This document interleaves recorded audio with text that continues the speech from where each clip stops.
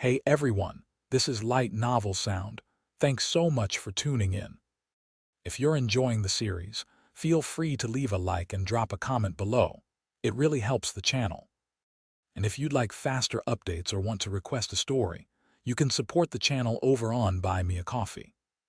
You can also bookmark your progress by saving a timestamp in the comments, so you'll always know exactly where you left off. Now, let's pick up the story where we left off. Chapter 601, Grim Demon. Grim Demon clearly paused for a moment before saying, "Fairy Burial does have some ability, but she's not my match either. I've also seen a guardian before." Zhou Wen described the guardian of Ant City. Grim Demon said coldly, "I've never heard of such a guardian. It probably isn't that strong. I'll also be able to easily kill it. You said you were powerful, but there's no way to prove it. How do you want me to believe you?" Zhou Wen didn't believe in the bragging of Grim Demon.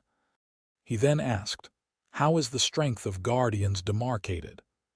"You will find out after contracting me." Grim Demon didn't answer Zhou Wen's question. "Forget it. The other guardians have mythical creatures protecting them. Only you are imprisoned here. It's obvious that you aren't that great. You might very well be the weakest guardian." "I think I'll find another guardian," Zhou Wen said, preparing to turn around and leave. Grim Demon nearly died from exasperation because of Zhou Wen. He gritted his teeth and said, "Human, after I leave, I can naturally prove to you that I'm powerful." "Forget it. I heard that a person can only contract one guardian. I still wish to leave my contract opportunity to a stronger guardian.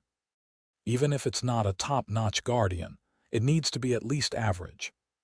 "You don't meet my requirements." Zhou Wen shook his head. Zhou Wen didn't want to contract a guardian at all. He only entered to take a look.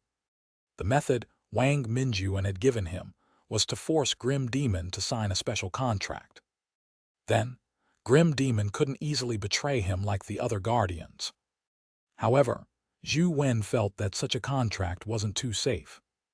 Although the special contract prevented the guardian from defecting, the guardian could still regain his freedom if his master died. If Grim Demon really had the intention to betray him, he could plot his death before obtaining freedom. The demonic aura in the black cocoon surged like a tidal wave. The 7 jade hoops were unable to completely block the demonic aura.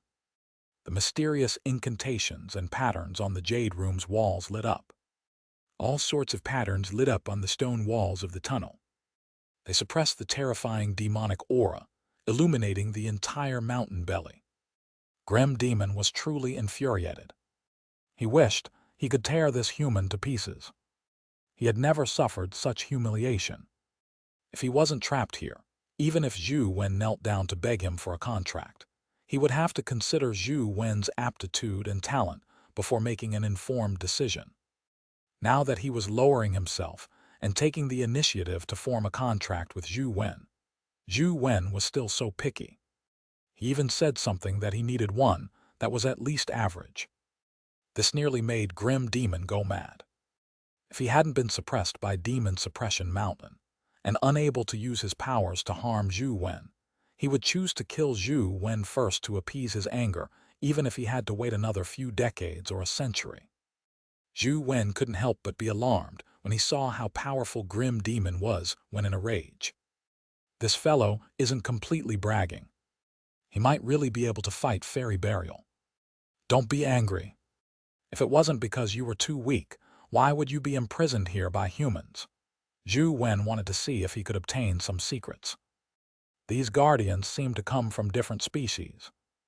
It was unknown why the species of dimensional zones had created them and allowed them to contract with humans. "You don't need to know. If you don't wish to sign a contract, scram. Don't disturb my slumber," Grim Demon said coldly. "Wait, I just said that you were imprisoned here by humans. You didn't refute me. Could it be that you were really imprisoned here by us humans?" Zhou Wen suddenly realized a problem. When he spoke just now, he had said it subconsciously. However, from Grim Demon's point of view, he looked down on humans. He should have retorted when he heard Zhou Wen's words. Zhou Wen waited for a while, but Grim Demon didn't say a word. There was no reaction from the black cocoon. It can't be. Was this fellow really imprisoned here by humans? Look at how dim and silly he is. Could it be that he was trapped here because of a human scheme? The more Zhou Wen thought about it, the more he felt that it was right. However, after saying a few more words, Grim Demon didn't react at all. From the looks of it, he planned on ignoring him. Zhou Wen's hope of learning more insider stories was shattered. Seeing that there was nothing else here, all he could do was retreat and return to Jade Emperor Peak. Unfortunately, I have too many secrets about me. Otherwise, it would be a good choice to contract with Grim Demon. That fellow's strength is indeed extraordinary. With so many secrets about him, he definitely couldn't let a guardian with self-awareness and independent behavior follow him.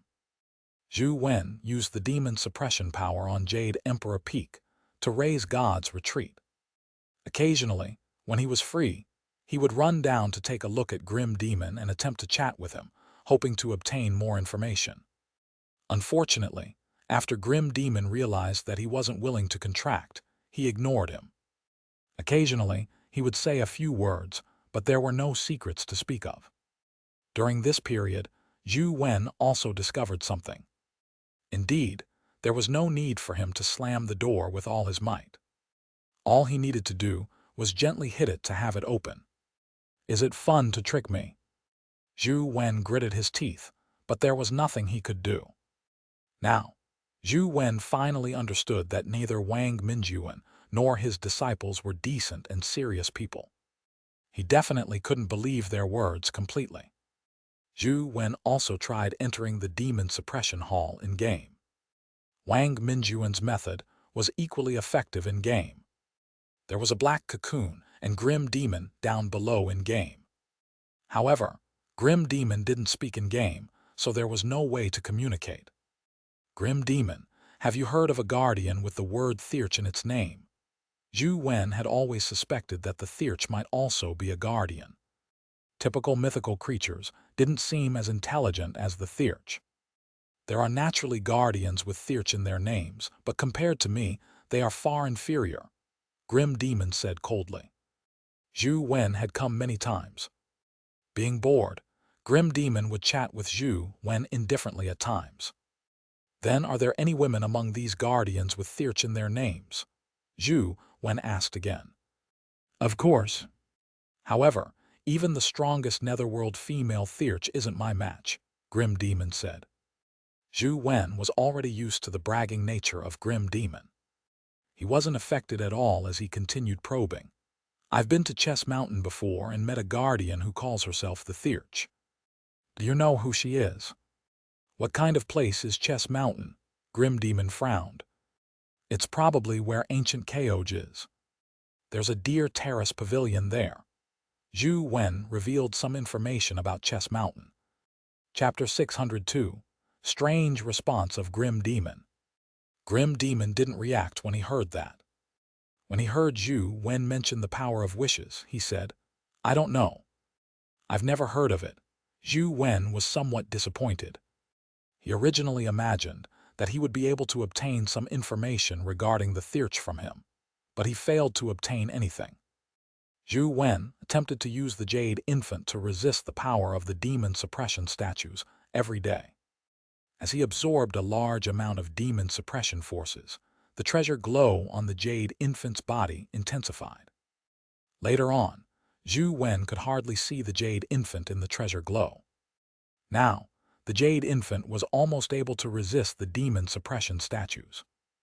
With the Jade Infant's strength, Zhou Wen could rush to the entrance of the demon suppression hall. However, even so, the Jade Infant still failed to advance to the legendary perfect body. And at this moment, the power of demon suppression was almost negligible to the Jade Infant.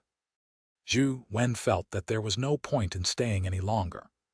He planned on leaving White Cloud Mountain and returning to school. Before Zhou Wen left White Cloud Mountain, he went to inform Grim Demon. Grim Demon, I'm leaving. Let's meet again if fate allows it. Are you really not considering signing a contract with me? There was silence within the black cocoon before the voice of a grim demon sounded.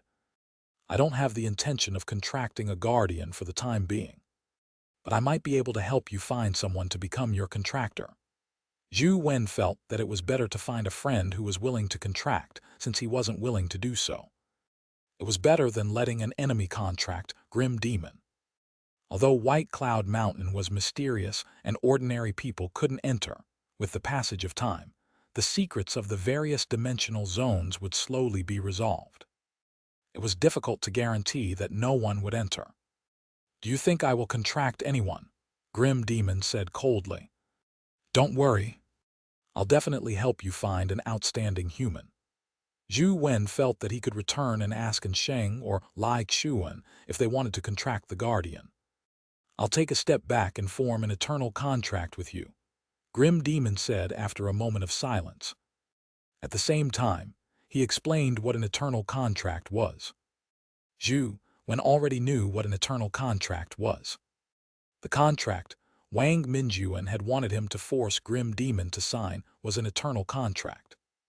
After signing such a contract, unless Zhou Wen died, Grim Demon wouldn't be able to obtain freedom. I'm really sorry.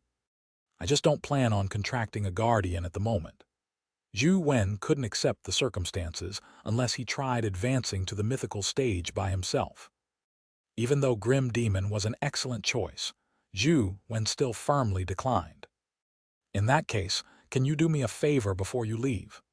Grim Demon said after some thought. What favor? Zhou Wen asked. I have an essence energy art here.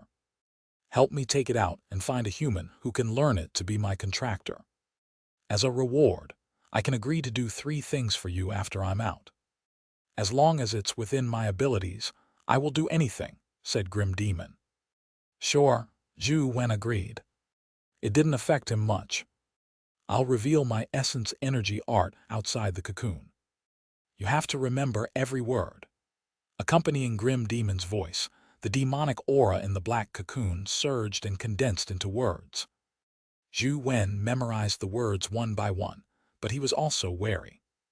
As he memorized them, he kept controlling his essence energy to prevent any accidents.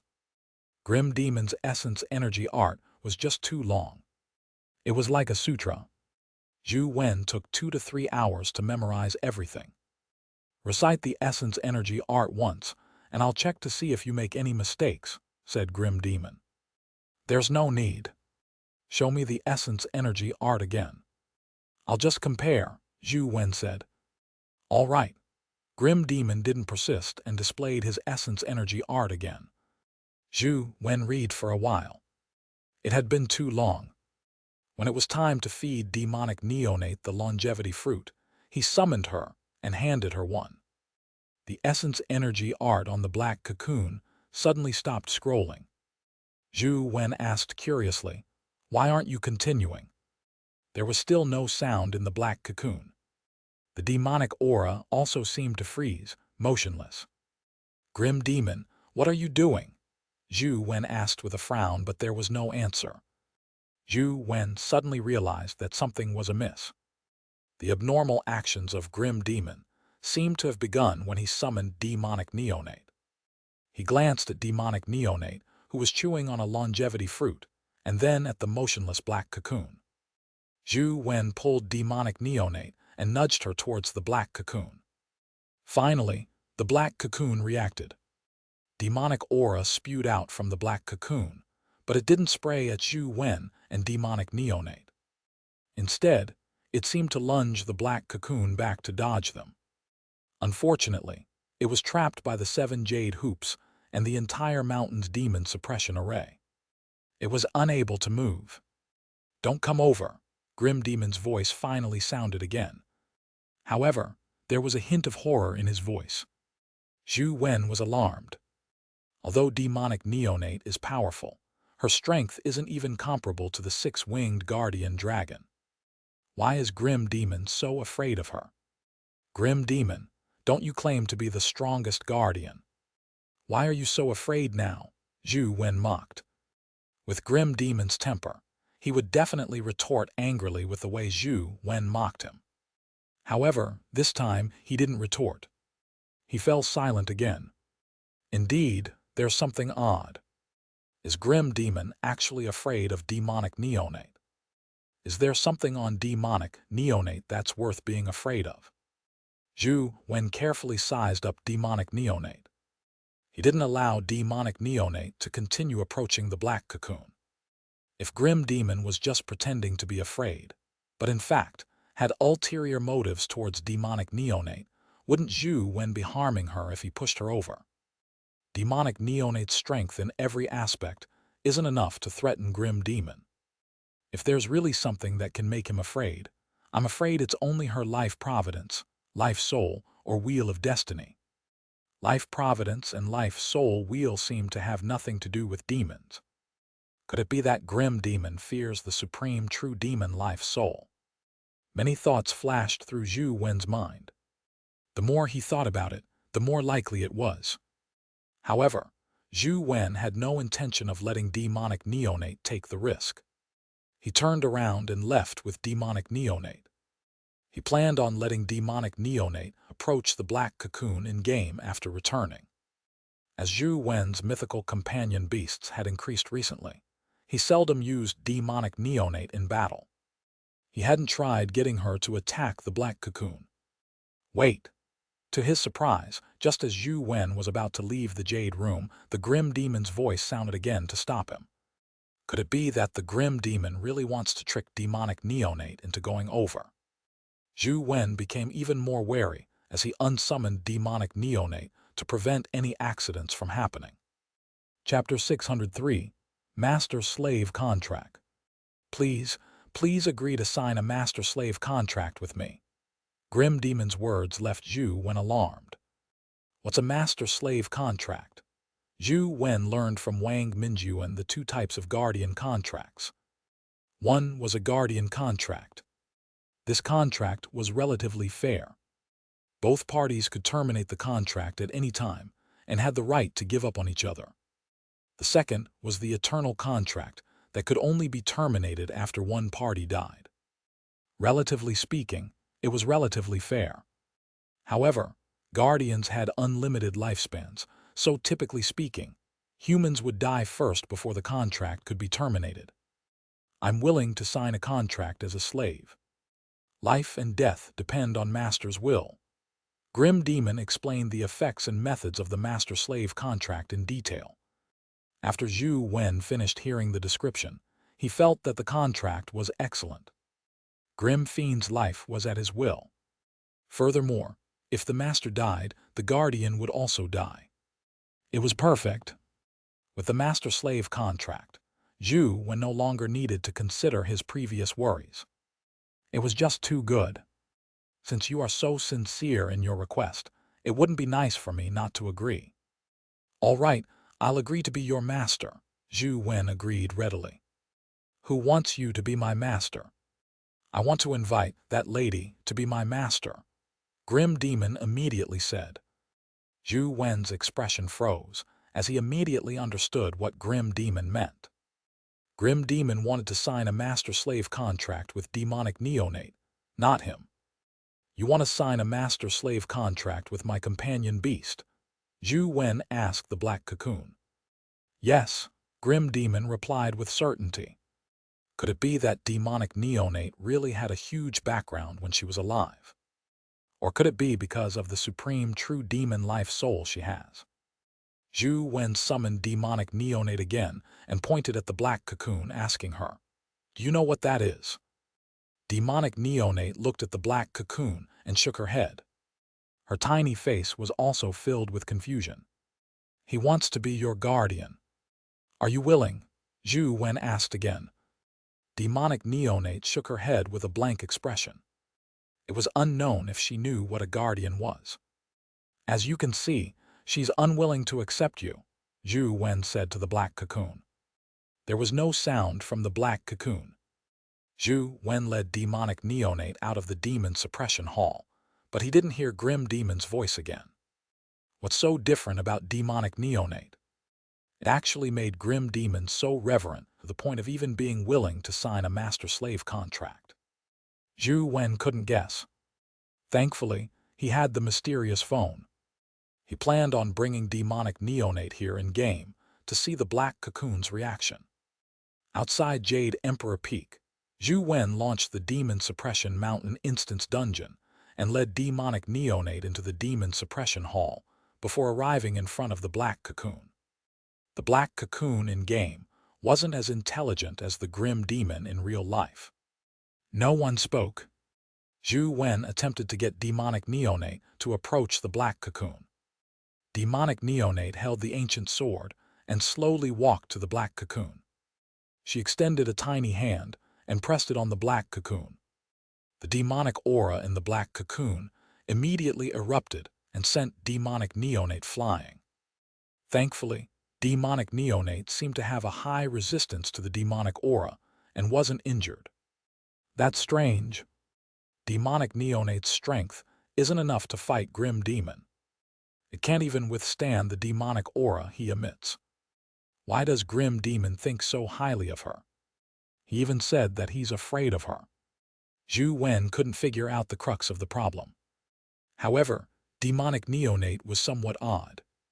After coming into contact with the Black Cocoon and the demonic aura, she began to take the initiative to attack the Black Cocoon. She even opened her mouth as though she wanted to bite the Black Cocoon. Although the demonic aura forced her back time and time again, the powerful demonic aura could not harm demonic neonate's body. However, demonic neonate's strength was still too weak, so she failed to break through the demonic aura's defenses.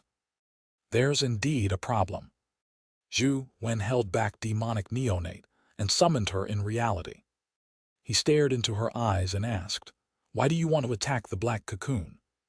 "Eat," demonic neonate answered simply. She didn't know many words. Zhou Wen had tried to teach her how to speak for a long period of time, but she still didn't really speak. It was already very rare for her to say a word. "You want to eat that Black Cocoon," Zhou Wen confirmed again.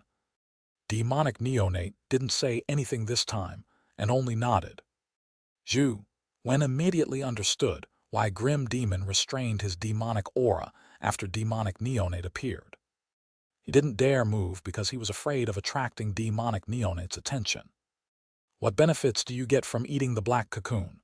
Zhou Wen asked again. Demonic neonate shook her head with a blank expression. Clearly, this was only her instinct.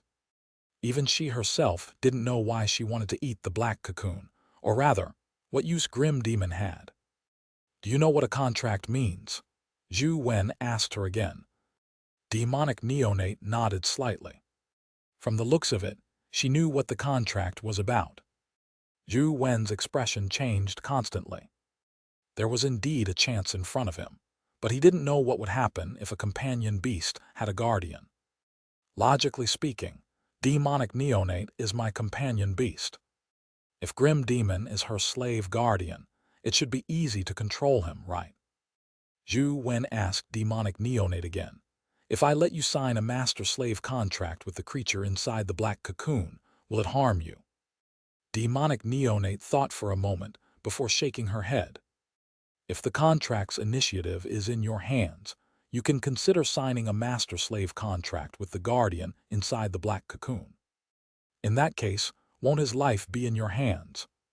If you want to eat him, you should be able to do so at any time, right? Just treat it as a food reserve, all right?"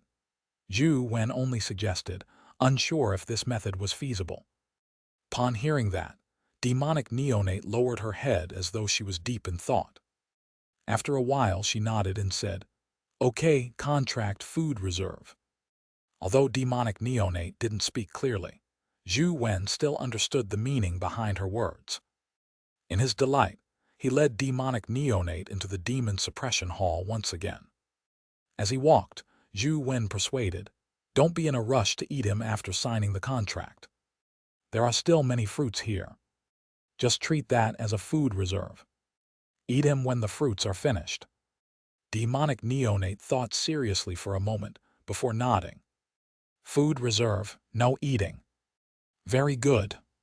How smart." Zhou Wen patted demonic neonate's head and praised her. Soon, the two of them arrived at the spot where Grim Demon was suppressed.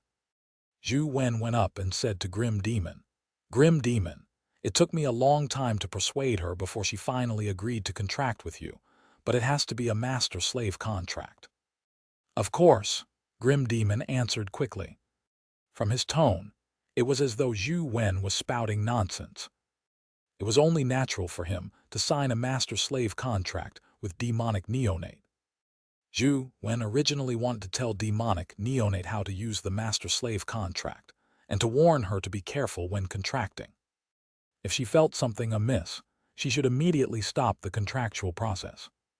However, to his surprise, demonic neonate seemed to be more familiar with the contract than him. She walked straight to the black cocoon and pressed one hand on it. Chapter 604, Food Reserve. The black cocoon automatically cracked, revealing a ghastly face formed from black smoke. Demonic neonate pressed her tiny hand on the face. The entire process felt like a guardian contract reversed. When the contractual process was completed, the black cocoon shattered. The 7 white jade hoops that bound the black cocoon fell to the ground with tinkling sounds. Grim Demon escaped and was like a devil formed from black gas that swept towards demonic neonate. Demonic neonate glared at him, and Grim Demon immediately stopped in midair, not daring to approach her. Demonic neonate held the ancient sword in her arms. As though unwilling, Grim Demon eventually flew towards the ancient sword and transformed into wisps of black gas that fused into it. In the blink of an eye, the black gas formed by Grim Demon completely fused with the ancient sword, causing the ancient sword to undergo some strange changes. The original purple color became darker. At a glance, one would think it was black, but it was actually a dark purple color. There were even more runes on the scabbard, making it look even more mysterious and strange than before. Zhou Wen watched, dumbfounded. He had never seen a guardian acting so lowly and submissive. Not only had he signed a master-slave contract, but he didn't even dare possess her. All he could do was attach himself to the ancient sword. Demonic neonate carried the ancient sword and returned to Zhou Wen's side. Food reserve acquired. All right, save it for now. Zhou Wen calmed down demonic neonate before entering the game to take a look. Indeed, the black cocoon in game was gone. From the looks of it, all the guardians had a uniqueness. The 7 white jade hoops on the ground were of unknown use, but Zhou Wen stored them in his chaos space. After leaving White Cloud Mountain, Zhou Wen rode on a kai and headed for school while grinding the game dungeons. It happened to be Golden Battle God Halberd's respawning time, so Zhou Wen wanted to give it a try. After demonic neonate had Grim Demon as a guardian, how much had her strength increased? A guardian's strength was a mystery to Zhou Wen. Some of the guardians were very strong, just like the one in Ant City and a guardian like Fairy Burial. They were very powerful. However, the 6-winged Seraphim he had encountered previously seemed very weak on John. Yet, after the 6-winged Seraphim left John, he seemed to become much stronger.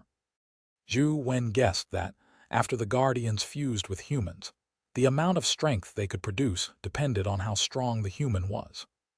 He entered the Metalwork Temple, where the Golden Battle God Halberd had just respawned. When it saw Zhou Wen and demonic neonate, the tip of the trident immediately lit up. If it was in the past, demonic neonate wouldn't have dared to face the trident's golden divine light due to her low level. She would have hidden in the dark and released her sword to deal sneak attacks. However, this time, the ancient sword in demonic neonate's arms broke out of its scabbard. Its surging black-purple demonic aura blocked the golden beam. The ancient sword's body appeared above the Golden Battle God Halberd as if it had teleported, slicing the Golden Battle God Halberd into two. Although demonic neonate's strength hadn't increased, her demonic sword was much stronger than before. It was able to slice through the Golden Battle God Halberd in one strike. Furthermore, she had won cleanly without any scruples. Not bad, not bad, Zhou Wen was delighted. The demonic sword's offensive power had greatly increased, and it also had demonic aura effects. It made it much easier for him to kill mythical creatures in the future. After the fusion of the demonic sword and guardian, I still have to slowly study how strong it is. Zhou Wen was in a good mood as he rushed back to school. Although Zhou Wen was in a good mood, Grim Demon was not in a good mood. He originally imagined that demonic neonate would sincerely sign a contract with him. He found it acceptable being a slave guardian. However, after hearing Zhou Wen and demonic neonate's conversation, Grim Demon's heart turned cold. How was he a slave? They were treating him as food reserves. Who knew when demonic neonate would eat him if she wasn't happy? Grim Demon hated Zhou Wen to the core, because he knew that demonic neonate definitely wouldn't have such complicated thoughts. It had to be Zhou Wen. However, there was nothing he could do. All he could do was try his best to showcase himself and please demonic neonate. He hoped that he could obtain demonic neonate's approval so that she wouldn't eat him up for the sake of it. And what made Grim Demon feel uneasy was that he often found himself appearing in strange dimensional zones. He had no idea how he had entered them. What was even more terrifying was the fact that after he died in battle once, he imagined he was doomed. However, before long his consciousness returned to normal. It was as though the death had never happened. What's going on? Grim Demon was alarmed and afraid. He was constantly on tenterhooks. Zhou Wen experimented several times and realized that the Grim Demon's ability wasn't as powerful as he had claimed. However, it also allowed the demonic sword to reach the level of a top-notch mythical. In fact, Zhou Wen didn't know that the ancient sword possessed by Grim Demon wasn't strong itself and was only a supplementary tool. As the level of its master, demonic neonate, was too low, it limited Grim Demon's abilities. Grim Demon's strength wasn't just limited to this. The result was purely because he was restricted. After returning to the city, Zhou Wen heard everyone discussing the ranking war. Most people were discussing which companion beast was stronger and which one was weaker. They talked about the rising of companion beast rankings yesterday and which companion beast was defeated. Zhou Wen had never heard of many of the companion beasts they discussed. However, the one which was discussed the most was Primordial Sword Immortal. Zhou Wen quickly learned that Primordial Sword Immortal remained at the top of the rankings. After several challenges, none of the companion beasts could shake its dominance. Zhou Wen also had the intention to vie for first place. He wanted to get a divine fruit and feed it to his companion beast, but he wasn't in a rush. There were still 3 months before the deadline. Zhou Wen still wanted to wait a little longer to see if there were any truly powerful mythical companion beasts that could challenge Primordial Sword Immortal. He wanted to understand Primordial Sword Immortal's abilities before deciding which companion beast to send to fight for first place. When Zhou Wen returned to school, he realized that it was especially lively. It was actually a farewell party. Another class of students had graduated. Time really flies. Unknowingly, I've already been at Sunset College for a year. Zhou Wen couldn't help but sigh. These days, schools didn't have the long winter and summer vacations like in the past. Vacations were at most around 10 days. New students would matriculate, and Zhou Wen and company would be promoted to second years. Zhou Wen, I didn't think I would be able to see you before I leave. I never expected you to rush back in time. YG walked over and said to Zhou Wen with a smile. Senior, aren't you staying on campus? Zhou Wen asked YG in puzzlement. YG smiled and said, the school wants me to stay, but I rejected it. Before I leave, I have a wish. I wonder if you can help me fulfill it. Chapter 605, Hypocritical Facade. What wish? If it's not too difficult, I can give it a try, Zhou Wen said. It's nothing difficult. I just want you to help me guess a riddle. Come on. YG turned around and led the way. Do we still need to go to a special place for guessing riddles? Zhou Wen asked as he followed behind. It took me my entire life to think of such a riddle, so show it some respect. Let's find a place with the correct atmosphere. It will appear a little ritualistic, YG said with a smile. The two of them arrived at the school's old campus. Today was convocation. Sunset College didn't have a commencement ceremony, but there was a convocation ceremony. Students were basically attending the convocation ceremony, leaving the old campus empty. When they arrived at an empty land, YG stopped and turned to look at Zhou Wen. All right, let's do it here. What's your riddle? Zhou Wen stared at YG and asked. He naturally understood that YG's so-called riddle wasn't a brain teaser. My riddle is actually very simple. Guess which one is real. Which one is fake? As YG spoke, he raised his right hand and held a coin between his middle finger and index finger. With a flick, the coin flew towards Zhou Wen. The coin's speed was like a meteor, but it wasn't surprising. Such speed still seemed too slow to Zhou Wen. However, halfway through, the coin split into two, turning into two coins that flew to Zhou Wen's sides. The two coins looked identical. It was impossible to tell which one was real and which one was fake. Even the ripples of air being ripped apart were identical. Zhou Wen stood still and allowed the two coins to fly past him. This was because he couldn't tell which coin was real.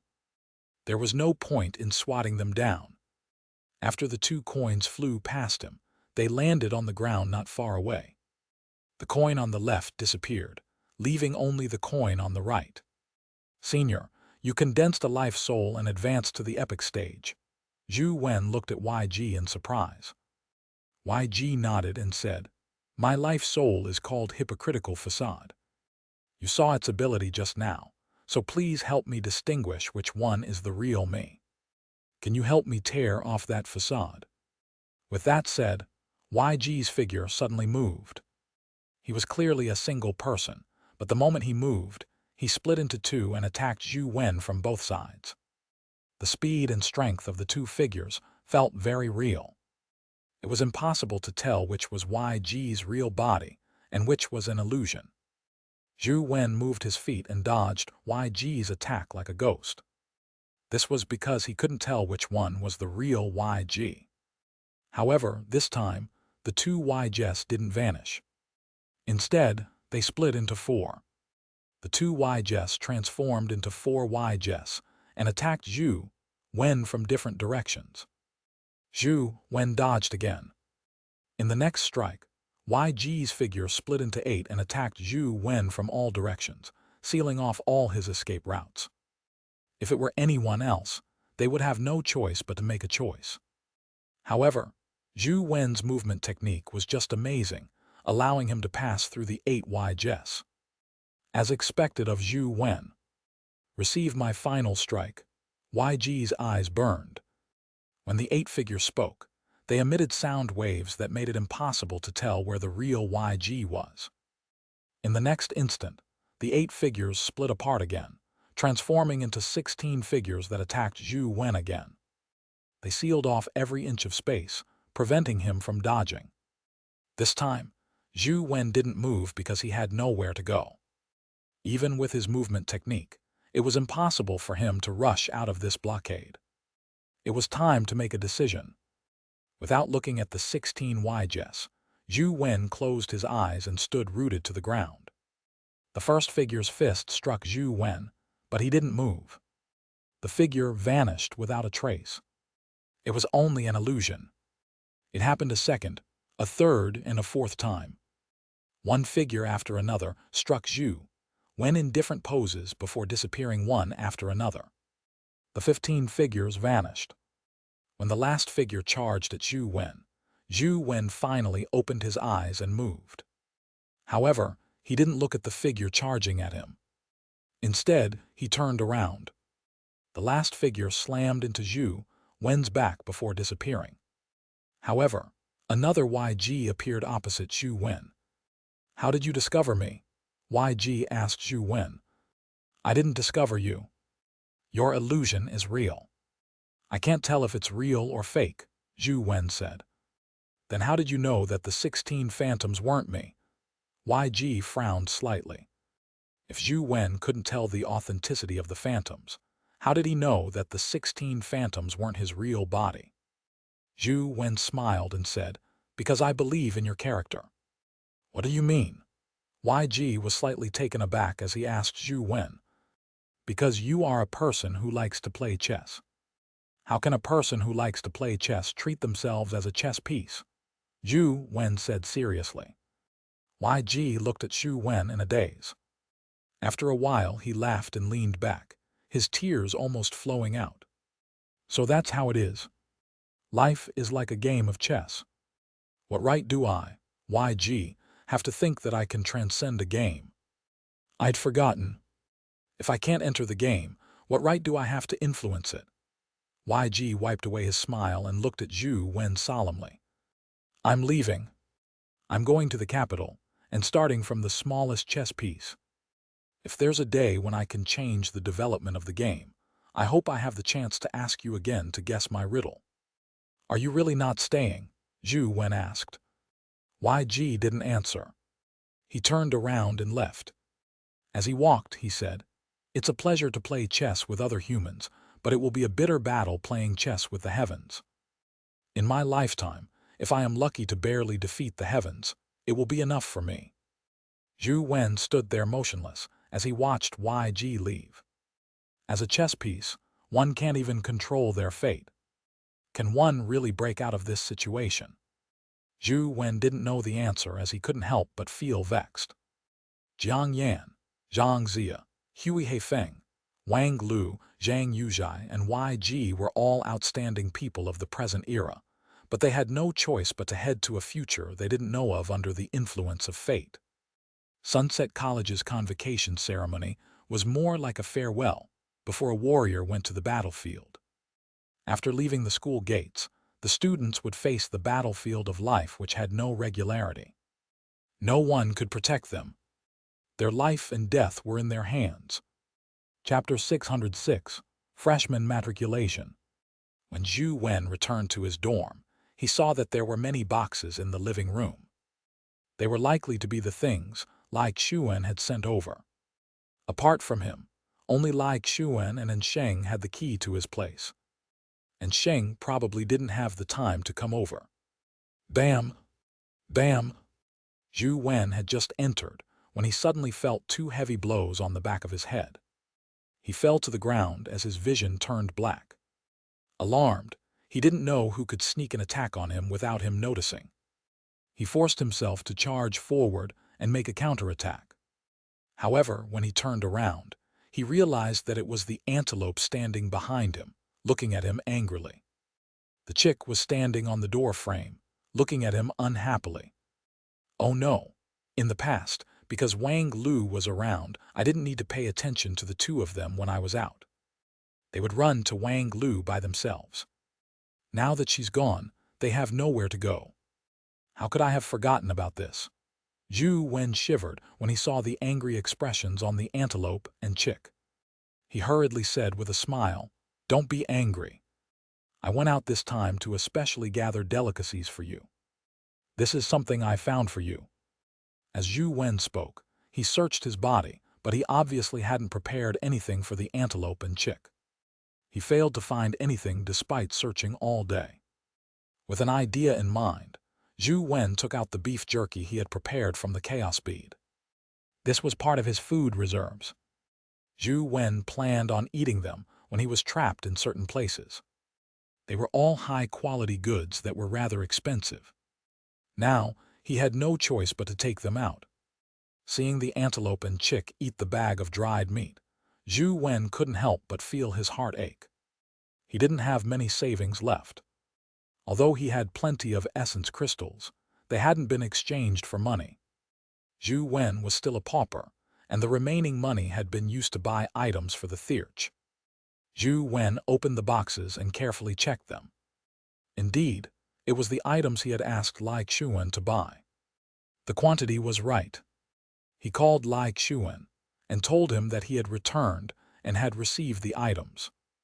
The two chatted for a while before Zhou Wen realized that the antelope and chick hadn't starved during his absence, and Sheng had been delivering food to them. "Damned antelope! Since you aren't hungry, why did you hit me?" Zhou Wen glared at the antelope, but he didn't dare say it out loud. In the past, he had believed that the antelope was an epic creature, but he was already considered one of the best at the epic stage. The fact that the antelope could still secretly hoof him twice meant that this fellow definitely wasn't as simple as an epic creature. This fellow is definitely at the mythical stage, and it's not any ordinary mythical stage creature. Otherwise, it would be impossible for him to have such high intelligence. What motives does he have for following me? Zhou Wen was puzzled. When the antelope followed him, he was still weak. He really couldn't figure out what it liked about him. The battles on the companion beast rankings continued, but most of them were mythical pets that challenged each other on the rankings. The rankings just shifted, and there were very few new companion beasts on the list. As Zhou Wen grinded dungeons, he studied his life soul and the first order of chaos. He lived a very fulfilling life. In the blink of an eye, it was time for the freshmen to matriculate. Xianxia pulled Zhou Wen and company along, and set up a stall with the other clubs to recruit new members. However, the other clubs' recruitment stands were surrounded by many freshmen, but Zhou Wen and company didn't even have a single student patronizing their stall. Even when students passed by, they quickly sped up after taking a look. Zhou Wen, Xianxia, and Gu Dian sat in a row behind a table. Xianxia leaned lazily against the chair and dug his nose. Zhou Wen lowered his head as he gamed. Gu Dian wore a serious expression as he sat there, waiting for the freshmen to make inquiries. However, with his forbidding looks, the freshmen were afraid of him. They didn't dare come over and fled in fright when Gu Dian took a glance at them. Therefore, Zhou Wen and company's bleakness formed a stark contrast with the popular clubs around them. It was as though they were a vacuum. I hereby announce that from today onwards, I, Gully, will be the king of Sunset College. If you aren't convinced, step forward. A clear voice came from the school's entrance, causing the noisy school gates to fall silent. The freshmen looked in the direction of the school's entrance and saw a handsome, tall, brown-haired youth standing on the steps of a memorial wall. He looked like the king of the world as he raised his head and loudly announced that the world belonged to him. However, very quickly, most of the people's attention was attracted to a girl beside him. The girl was wearing a white dress. She was tall, but her face was exquisite like an angel's. She had long blonde hair and green eyes. She looked like she had walked out of an oil painting. What excellence! I never expected our school to have such an excellent junior. If we can woo her, I'm afraid others will die of envy, Xianxia said as he looked at the girl. Xianxia was only joking, but many people had already taken action. The freshmen were still very reserved, but the seniors had already mastered the ability to be shameless. This was especially so for the old foxes of the clubs. All of them held their club's recruitment notices and ran over to the girl, inviting her to join their club.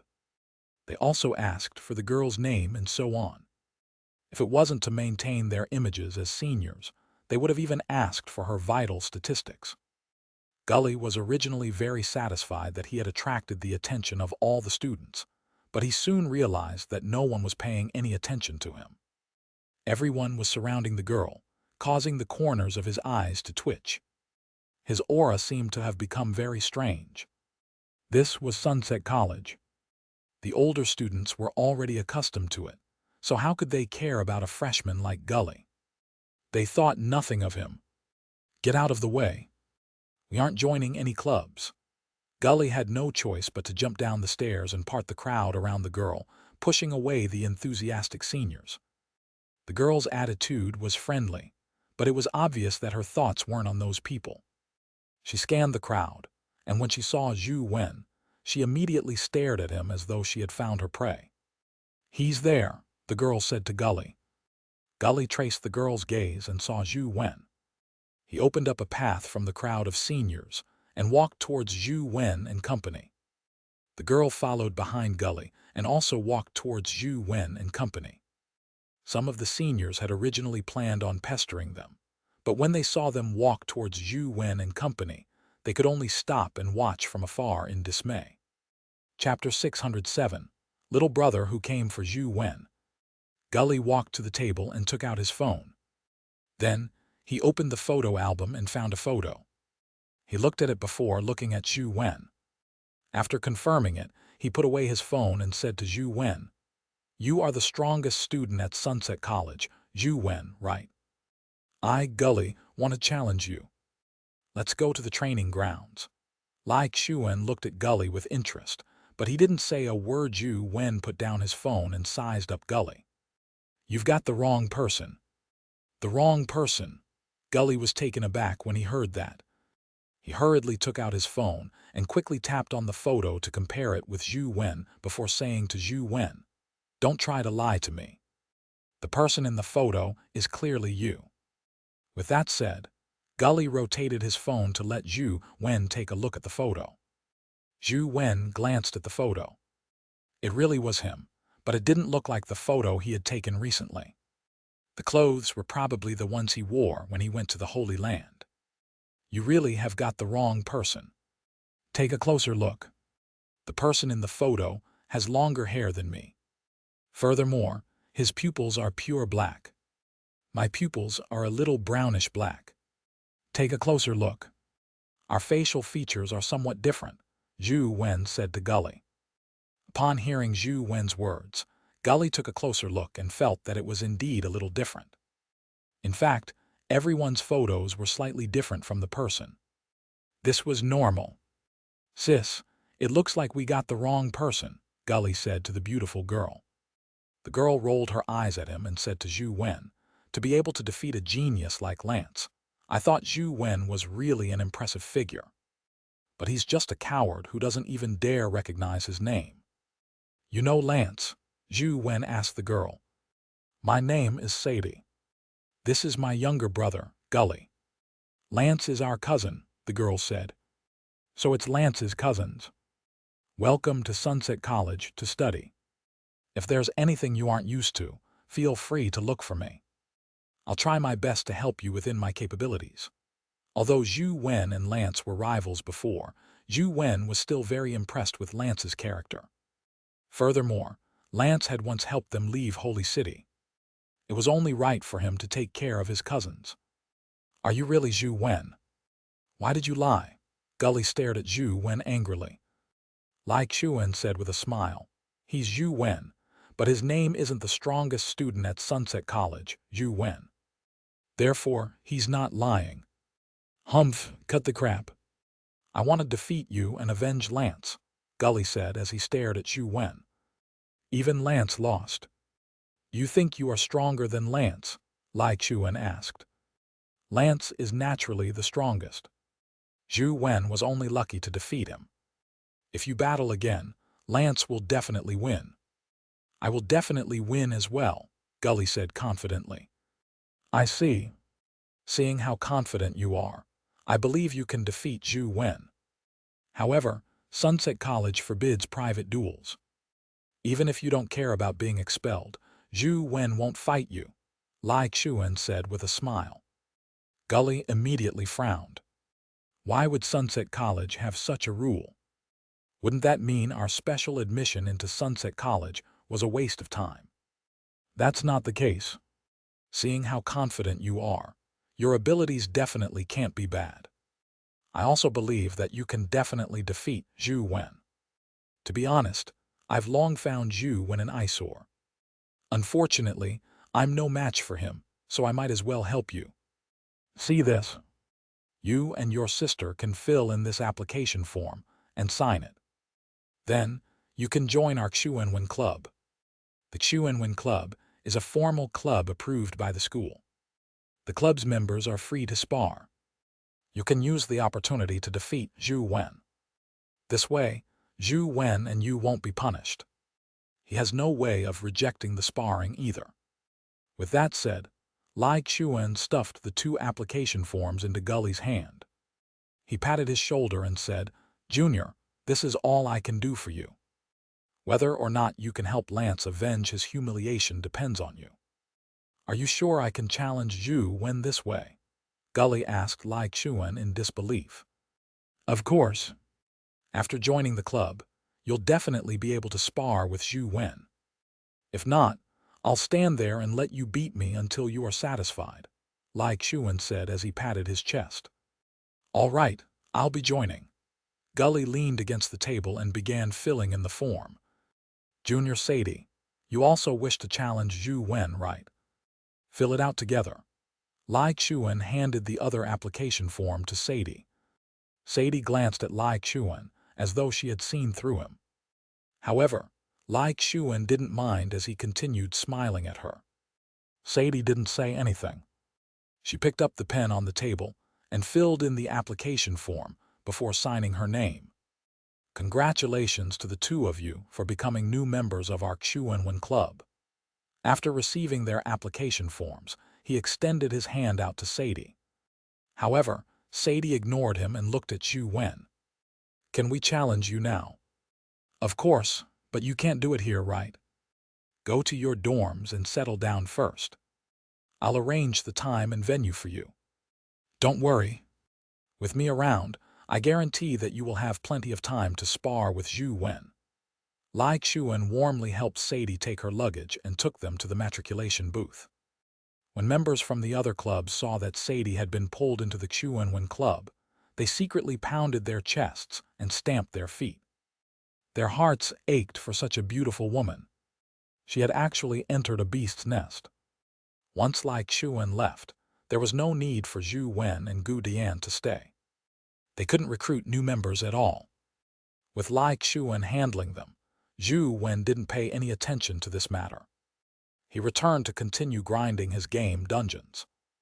The next morning, after Gully and Sadie finished their matriculation procedures, they contacted Lai Chuan to arrange the duel with Zhou Wen. Lai Chuan agreed and got Gully and Sadie to wait for him at the training grounds. Gully and Sadie arrived at the training grounds. After waiting for a while, they saw Lai Chuan bring a boy over. He looked handsome, but he wasn't Zhou Wen. "Lai Chuan, where's Zhou Wen?" Gully asked with a frown. "Calm down. Let me introduce him to you. This student's surname is Feng. He is under the tutelage of Zhou Wen and has learned a few saber techniques. I especially invited him over to let you take a look at his saber techniques so that you will have a basic understanding of Zhou Wen. This way, when you challenge him again, your chances of winning will be much higher," Lai Chuan said. "There's no need. Our strength is enough to defeat Zhou Wen. We don't have to waste time on this," Gully rejected. "It's not a big deal taking a look first. I've long found Zhou Wen an eyesore. I sincerely hope that you can beat him." "Don't you disappoint me," Lai Chuan said as he waved at Feng Qiuyan. "Little Yanyan, spar with Junior Gully. Use everything you learned from Zhou Wen. Don't disappoint him." Feng Qiuyan walked silently to the training grounds arena. Gully felt that Lai Chuan had good intentions and couldn't reject him. Seeing Sadie nod, he walked into the arena. Chapter 608, Stalking. "I'll give you a one-hand handicap. Come." Gully didn't pick a weapon from the training rack. He extended his hand and hooked his hand at Feng Qiuyan, gesturing for him to attack. Feng Qiuyan didn't stand on ceremony. He picked up a practice saber from the rack, walked to Gully and slashed. Gully and Lance came from the same family. Among his peers, he was only impressed with Lance. He couldn't accept the fact that Lance had been defeated by Zhou Wen. He and Sadie shared the same thoughts. They had entered Sunset College together to right Lance's reputation. Gully's strength was not bad. He wasn't much weaker than Lance from a year ago. He naturally didn't take the unknown Feng Qiuyan seriously. However, when Feng Qiuyan's saber was unsheathed, his aura instantly exploded as though he had changed into a different person. Gully's expression changed drastically as his body tensed up. He quickly moved, hoping to dodge Feng Qiuyan's saber. However, Just as Gully raised his toes, Feng Qiuyan's practice saber was already at his neck. Gully's expression turned extremely ugly. "Who are you?" Now Gully didn't believe that Feng Qiuyan was some nobody who had randomly learned a few saber techniques from Zhou Wen. "I'm Feng Qiuyan. I learned a few mediocre saber techniques from Coach Zhou Wen. I look forward to our fight," Feng Qiuyan said as he retracted his saber. Gully's gaze focused as he suddenly attacked to catch Feng Qiuyan by surprise. However, just as he raised his fist, Feng Qiuyan's saber was pressed against his neck again. It was so fast that he couldn't see the saber's shadow. Gully refused to accept it as he pushed away the practice saber and attacked again. However, Feng Qiuyan moved slightly and dodged his fist. At the same time, the practice saber was placed on his neck. Gully was alarmed and furious. Feng Qiuyan was about the same age as him, but his saber techniques were so fast that he couldn't even dodge them. If it was a true life and death battle, he wouldn't have enough limbs for him to cleave off even if he had 3 heads and 6 arms. "Gully, that's enough." Sadie stopped Gully from continuing the battle. She could tell that Gully was obviously inferior to Feng Qiuyan. It would be impossible for him to win. "Your surname is Feng. Are you from the capital's Feng family or the Sea Returns Feng family?" Gully retreated to the side as Sadie asked Feng Qiuyan. "The Sea Returns Feng family," Feng Qiuyan answered. "With the Sea Return Feng family producing a saber genius like you, there's hope for it to take back the divine wind blade and become the main Feng family," said Sadie. "You're too kind. My saber techniques aren't much. I just learned a little from Coach," Feng Qiuyan said indifferently when he saw that Sadie had no intention of attacking. He placed the practice saber back on the rack. "Did you really learn your saber techniques from Zhou Wen?" Sadie didn't believe Feng Qiuyan's words. He and Gully had watched the video of Zhou Wen and Lance's battle. Zhou Wen would probably not have been a match for Feng Qiuyan back then. In less than a year, no matter how fast Zhou Wen improved, it was impossible for him to be stronger than Feng Qiuyan. How could he teach Feng Qiuyan such saber techniques? "Yes," Feng Qiuyan answered before saying to Lai Chuan, "President, I'll be heading back now. I've got an appointment with Coach to do a homework mission together. Little Yanyan, go back now." Lai Chuan sent Feng Qiuyan away with a smile before sighing at Gully and Sadie. "You can't even defeat Feng Qiuyan, so how are you going to challenge Zhou Wen? From the looks of it, I can only let that fellow continue his arrogant ways. It's really heart-wrenching." Gully was momentarily disappointed. Feng Qiuyan's absolute suppression had already made him lose his confidence. "However, you don't have to be too disheartened. Our club still has many activities. When the time comes, you will still have the chance to continue learning and growing. Zhou Wen will often participate in activities. Work hard, and there's still a chance of defeating him. I think highly of you." As Lai Chuan spoke, he picked up his phone and looked at it. "All right, that's all for today. I'll inform you when the club has an activity. Sis, it's no wonder Zhou Wen defeated Lance. The disciples he taught are so strong." "He must be stronger," Gully said in disappointment. However, Sadie curled her lips and said, "Gully, you are too gullible. It's too easy for you to be deceived. Feng Qiuyan's saber technique already has the inklings of a master saber expert. Even among the 6 families, there aren't many people with such saber techniques. How can Zhou Wen teach such a person? It's more like him teaching Zhou Wen." But Feng Qiuyan said it himself. Before Gully could finish, Sadie interrupted him. Sadie said firmly, "The more that's the case, the more problematic it is. If Zhou Wen is really that strong, why didn't he accept the challenge himself? It's clearly because he's afraid of losing to us that he joined forces with Lai Chuan and Feng Qiuyan to put up such a show for us. It's to make us give up on challenging him." "I see. I was almost fooled by him. Let's go find Zhou Wen. We can't let him run again no matter what." Gully's eyes gradually lit up. However, when he turned his head, Gully frowned again. But how can we find Zhou Wen? We have no idea where he lives. That's not difficult. Didn't Feng Qiuyan say that he has an appointment with Zhou Wen? As long as we follow Feng Qiuyan, we will definitely be able to find him, Sadie said indifferently. That's right. With your Eye of Odin, it'll be easy to keep up with Feng Qiuyan. Let's go now, Gully said as he walked out. The two of them left the training grounds. Sadie's eyes suffused a faint blue light as she led the way. Soon, the two of them arrived at Dragon Gate Grotto. From afar, they saw Zhou Wen and Feng Qiuyan enter a cave together. I see them. They are there. Zhou Wen is indeed here, Gully said as he pointed to where Zhou Wen and Feng Qiuyan had entered. Sadie nodded, and the two of them arrived in front of the cave. She carefully sized up the cave and said, "This should be the Lotus Flower Cave in Dragon Gate Grotto. There are legendary flying beasts and epic fairy-type dimensional creatures inside. With Feng Qiuyan's strength, the flying beasts aren't challenging him. I reckon they are here to kill the fairies. It doesn't matter what they kill. They just happen to enter a dimensional zone. Let's chase after them and fight Zhou Wen.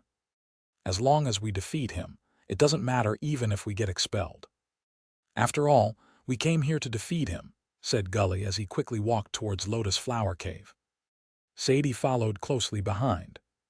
Zhou Wen had been invited by Feng Qiuyan to Lotus Flower Cave. As Feng Qiuyan had discovered a mutated fairy there, he had invited Zhou Wen to kill it. Chapter 609, Slaying Fairies.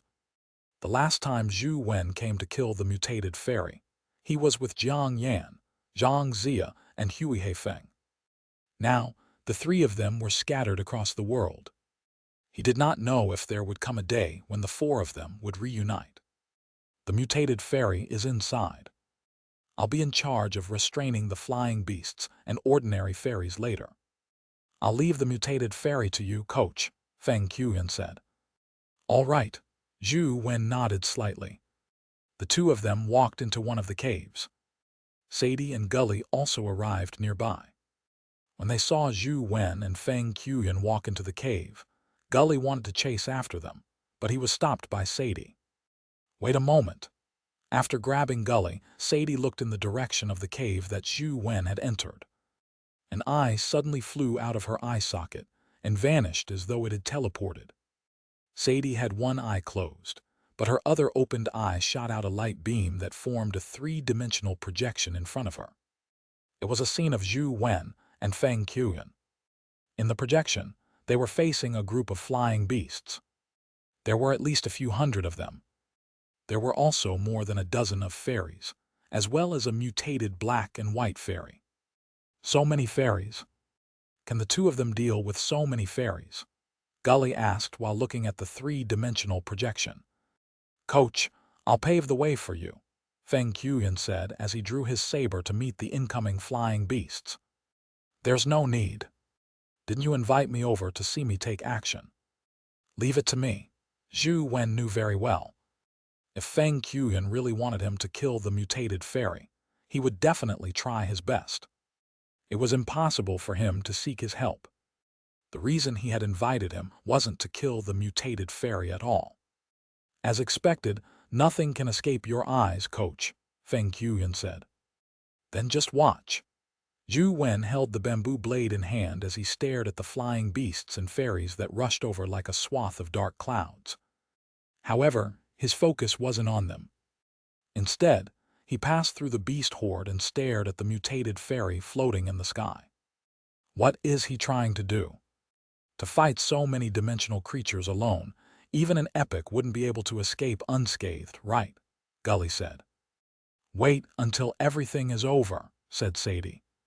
Seeing the horde of flying beasts and fairies rush towards Zhou Wen and about to lunge at him, Feng Qiuyan, who was standing beside him, took 2 steps back as though he really didn't plan on helping.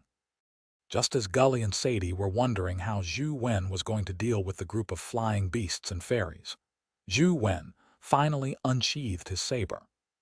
A saber beam flashed, but Gully and Sadie only saw the flash dissipate. Before they could see the blade, it had already returned to its sheath. The flying beasts and fairies that filled the sky didn't seem to be affected as they charged at Zhou Wen.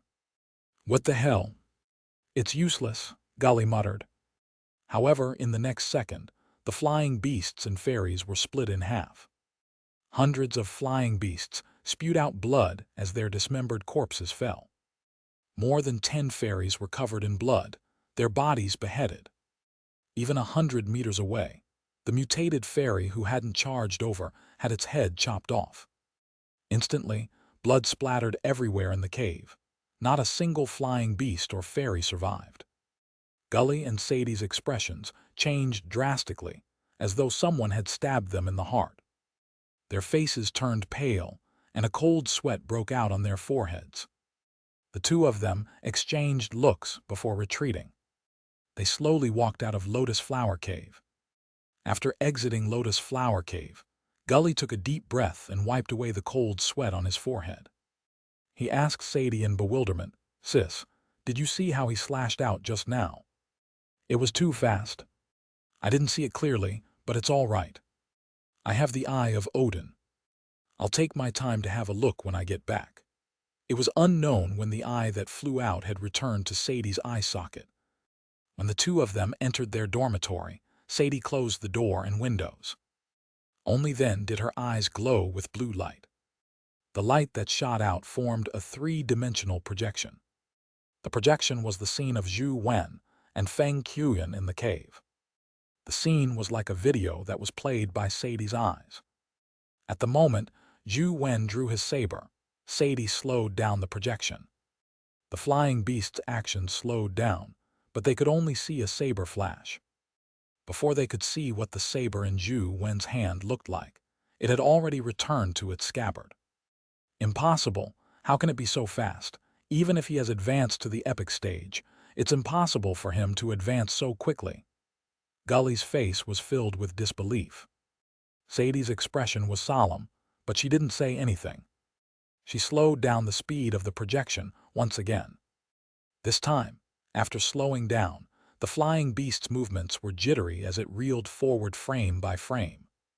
This time, they finally saw Zhou Wen strike clearly. The saber was like a stream of light, but in fact, it wasn't just a saber. Zhou Wen's body leaned forward as he drew his saber. Instantly, he flew up with the saber and drew an arc as he shuttled through the fairy beast horde.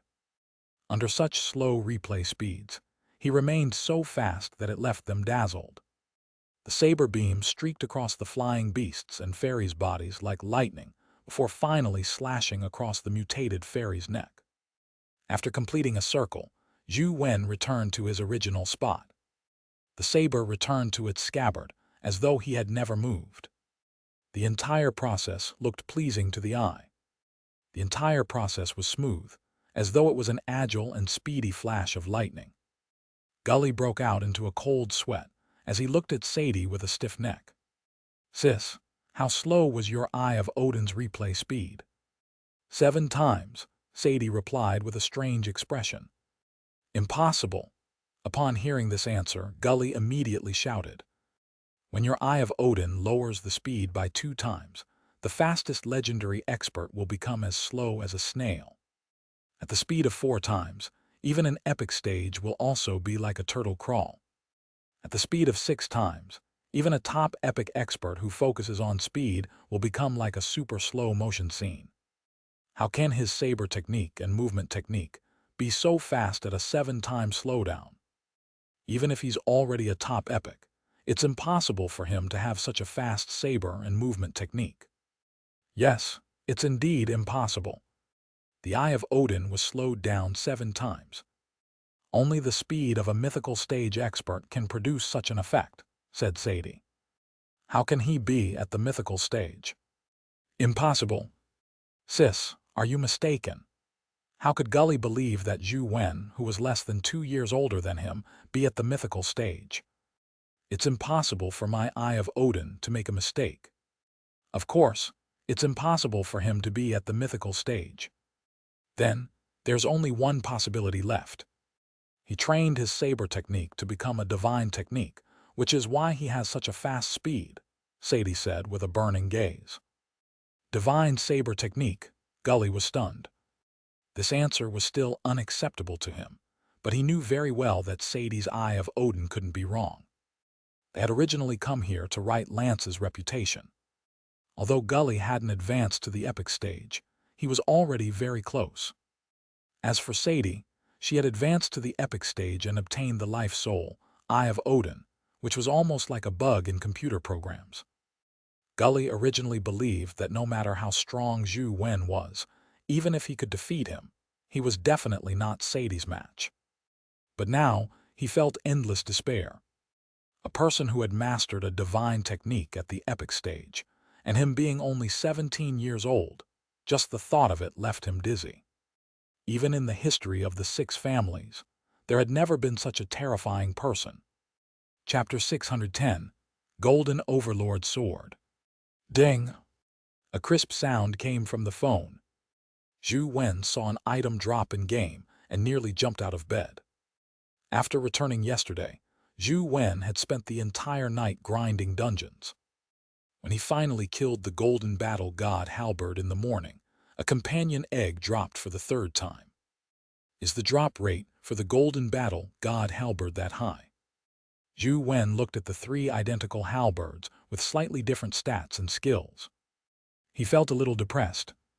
An additional mythical companion beast was indeed able to greatly enhance Zhou Wen's strength. However, when facing different situations, the same companion beast's ability made for weaker adaptation. When restrained, the same companion beasts would be restrained together. They would be limited and prevent him from adapting to the situation. However, for fusion, there's no suitable companion beast to fuse with the Golden Battle God Halberd. Zhou Wen matched his companion beasts with the Golden Battle God Halberd again. In the final match, the compatibility between Overlord Sword and Golden Battle God Halberd was the highest, but it was only 41%. With less than 50% fusion compatibility, the chances of a fusion success were very low. The only fusion plan with a high compatibility score was the Golden Battle God Halberd and the Golden Battle God Halberd.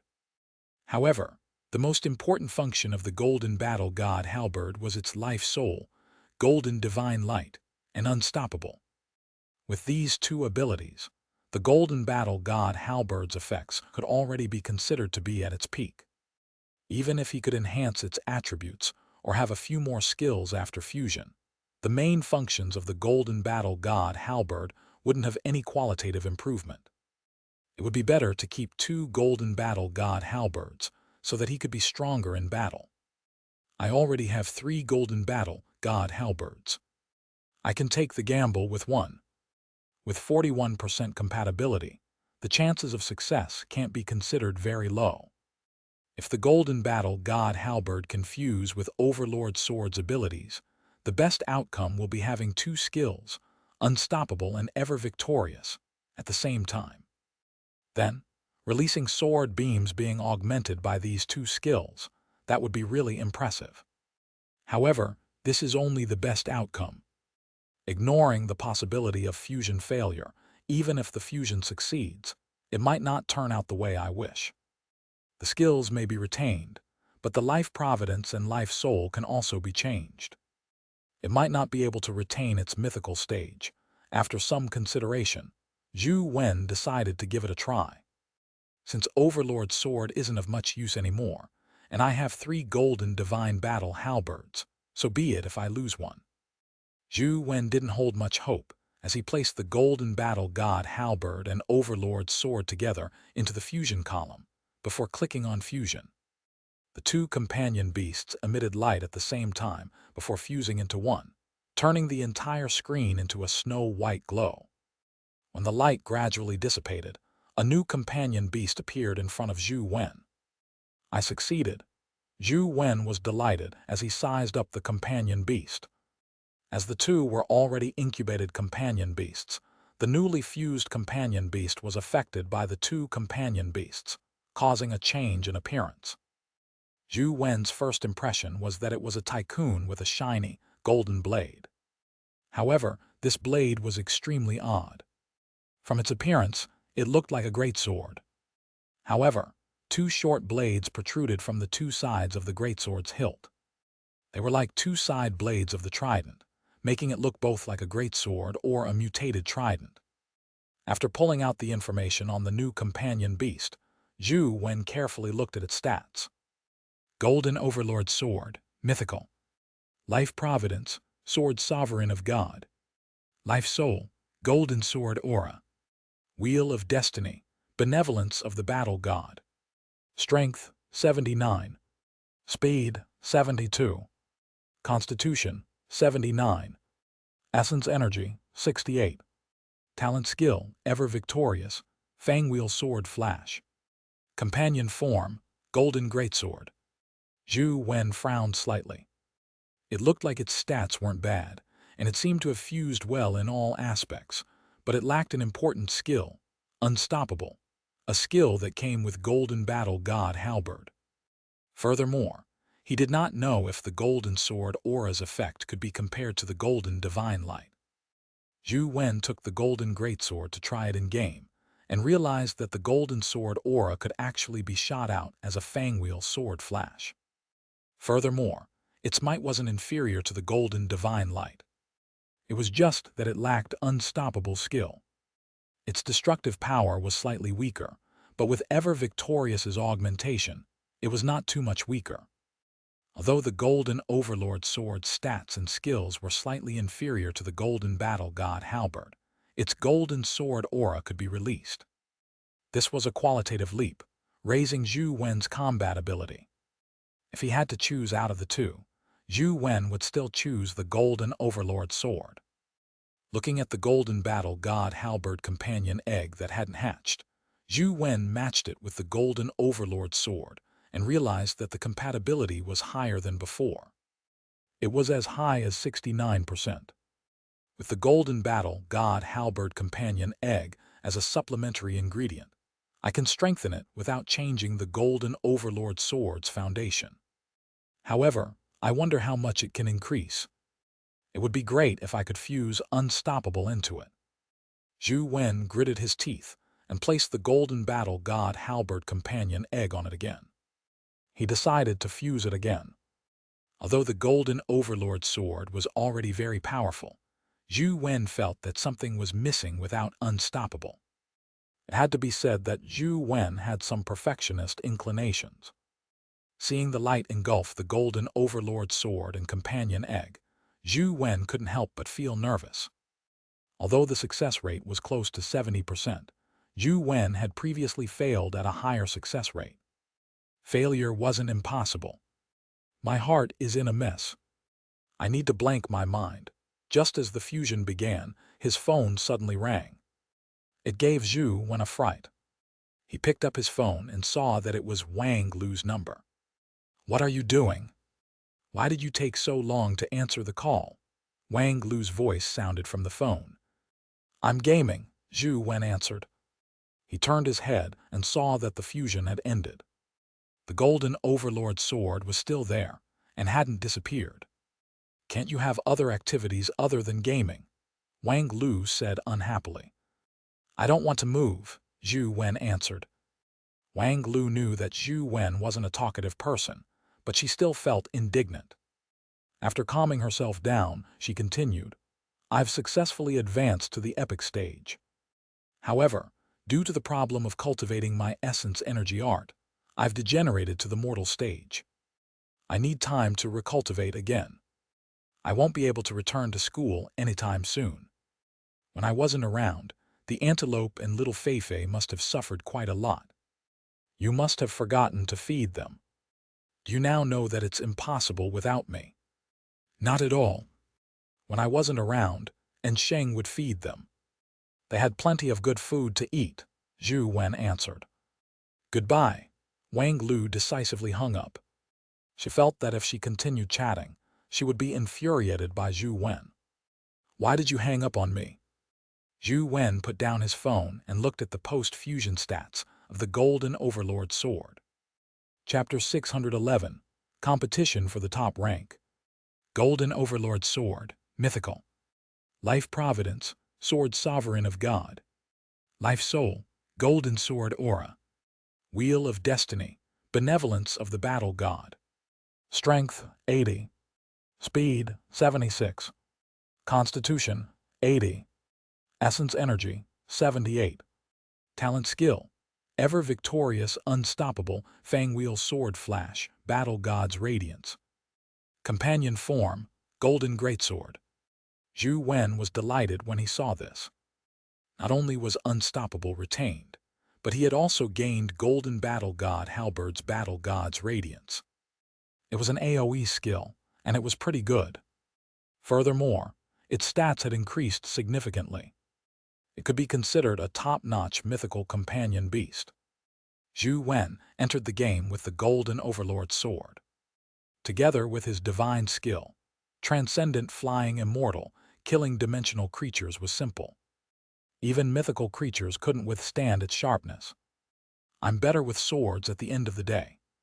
The Golden Battle God Halberd's Golden Divine Light couldn't be released, so it was quite flawed.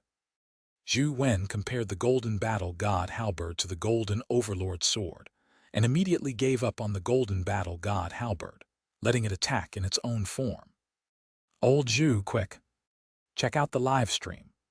Zhou Wen was still immersed in the joy of the success of the Golden Overlord Sword's fusion when Lai Chuan suddenly sent a message. What live stream? Zhou Wen replied. It's the Cube's ranking. The second-ranked Death of the Underworld is challenging the #1 Primordial Sword Immortal. Holy SHT, Primordial Sword Immortal has accepted the challenge. Quick, take a look, Lai Chuan replied. Zhou Wen hurriedly opened the web page and immediately saw all kinds of headlines. They were all live streaming the battle. He randomly clicked on one, and the scene that popped up on his phone was that of the Cube's arena. Death of the Underworld and Primordial Sword Immortal floated on both sides of the arena. The battle between the two companion beasts alarmed the entire world. It wasn't just the Federation, but even overseas spectators were watching the battle closely. Death of the Underworld was first on the rankings in the beginning, but was relegated to second because of Primordial Sword Immortal. Ever since then, despite many companion beasts joining the rankings, none shook their rankings. From this, it could be seen that these two companion beasts were extremely terrifying by the Cube's standards. Strange, how can Death of the Underworld be challenging Primordial Sword Immortal? Zhou Wen was puzzled, and Sheng had told him that Death of the Underworld was likely a companion beast of a West District hero family. However, the tradition of the family was somewhat different from ordinary families. They didn't have any last names. This was similar to Lance's family from the North District. Neither family had a fixed last name. Typically, people like to use the family clan of gods to address the West District's family clan. As for Lance's family clan, it was named the Ultimate Family Clan. Death of the Underworld was one of the top mythical companion beasts in the family clan of gods. Across the 6 families, there weren't many mythical companion beasts of this level. Zhou Wen originally believed that the family clan of gods would definitely leave Death of the Underworld to the end, before attempting to race to the top of the rankings. He never expected them to take action so quickly. And Sheng had also once determined that the vile characters overseas couldn't hold back, and would end up probing Primordial Sword Immortal's strength first. Clearly, his judgment was wrong. It wasn't just Zhou Wen and Sheng who didn't expect it. Even the other families of the 6 families didn't think that the family clan of gods would let the Death of the Underworld challenge Primordial Sword Immortal so early. What are those fellows up to? Senator Cape watched the live stream and frowned. Among the 6 families, the Dugu family dominated the South District. The Ultimate Family Clan resided in the North District, and the East District was controlled by the Xia family and the Zhang family. The West District was the Cape family and the family clan of gods. The relationship between the two was very complicated. Usually, The two families were in competition with each other in the West District. It could be said that they were at loggerheads with each other. However, when faced with external danger, the two families would work together to form an alliance. Senator Cape also believed that the family clan of gods would only get Death of the Underworld to challenge Primordial Sword Immortal in the last few days. He never expected them to take action so quickly. In the arena, Primordial Sword Immortal launched an attack. A red sword beam shot out from the ruby on its hilt, instantly arriving in front of Death of the Underworld. Death of the Underworld didn't seem to react as it remained standing there. The red sword beam stabbed into its body. When everyone saw the red sword beam stab into the gray cloak, they were surprised to discover that Death of the Underworld's body was like a phantom. The red sword beam failed to injure it at all and directly penetrated its body. The red sword beam seemed to be alive as it automatically flew back and shuttled back and forth from Death of the Underworld's body, but it was useless. Death of the Underworld's body was like a specter. The red sword beam could not touch it. Death of the Underworld's body is about the same as my ghost bride. Zhou Wen immediately understood what was going on. With the red sword beam useless, Death of the Underworld finally moved, its figure vanishing into thin air. It wasn't because it was fast, but because it had undergone true teleportation. When Death of the Underworld appeared again, it had already arrived beside Primordial Sword Immortal. A ghostly hand formed from blue-black flames grabbed at the hilt of Primordial Sword Immortal's sword. It was almost touching the hilt. A sword hum shook the surroundings. Primordial Sword Immortal, which had never been unsheathed, finally tore out of the scabbard. The stone sword automatically flew out of the scabbard and slashed at Death of the Underworld's palm with an immortal-like sword beam. Death of the Underworld actually seemed to be afraid. It didn't dare to receive the stone sword's attack head-on like before. It flashed once again and dodged the terrifying sword beam. The ancient sword levitated in the air as the sword beam swirled, sweeping towards Death of the Underworld that had appeared after its teleportation. Death of the Underworld teleported several times, but it was unable to shake off the sword beam. Just as the sword beam was about to slash at Death of the Underworld, Death of the Underworld suddenly pulled open its gray cloak. The blue-black light in its body erupted and instantly enveloped the entire arena. Instantly, the screen on the phone turned blue-black. It was as though countless stars were circulating between the blue and black colors, like the universe in the night sky. Apart from that, there was nothing else. Is this an essence energy skill or a wheel of destiny's power? Zhou Wen looked at the screen and frowned. Others were as anxious as Zhou Wen. They didn't know what had happened in the arena, so they could only stare blankly at the blue-black galaxy. It only took a moment before the blue-black light in the arena suddenly converged. A sword beam tore through the air. It was the stone sword. It's finally out. Just as everyone was feeling pleasantly surprised, they realized that Death of the Underworld had already retreated from the battlefield. After the battle ended, Death of the Underworld's ranking didn't change. It was still ranked second. Clearly, it had lost. Chapter 612, Activity Division. What's going on? I didn't see the most important part. Lai Xuan sent Zhou Wen a message. Although we didn't see the most important part, there's already plenty to be seen, Zhou Wen replied. What did you see? Lai Xuan asked. Death of the Underworld has the power of a spatial domain. If one wants to fight Death of the Underworld, one has to be prepared to engage in an away match. Primordial Sword Immortal was able to defeat Death of the Underworld within the latter's spatial domain, so perhaps it also has spatial powers, or perhaps its offensive strength is so powerful that it can destroy space itself. Regardless of the possibilities, the strength of Primordial Sword Immortal is already beyond imagination. Zhou Wen paused before saying, the major families should have professional analysts that can provide more professional analysis. Let's wait for them. What I want to see the most is the Family Clan of Gods analysis report. I didn't get a kick from this battle, Zhou Wen said with a sigh. It's indeed not satisfying. Zhou Wen had the same thought. Now, the only person who knew more about Primordial Sword Immortal was the family clan of gods. However, he was certain that they wouldn't easily leak the information they had.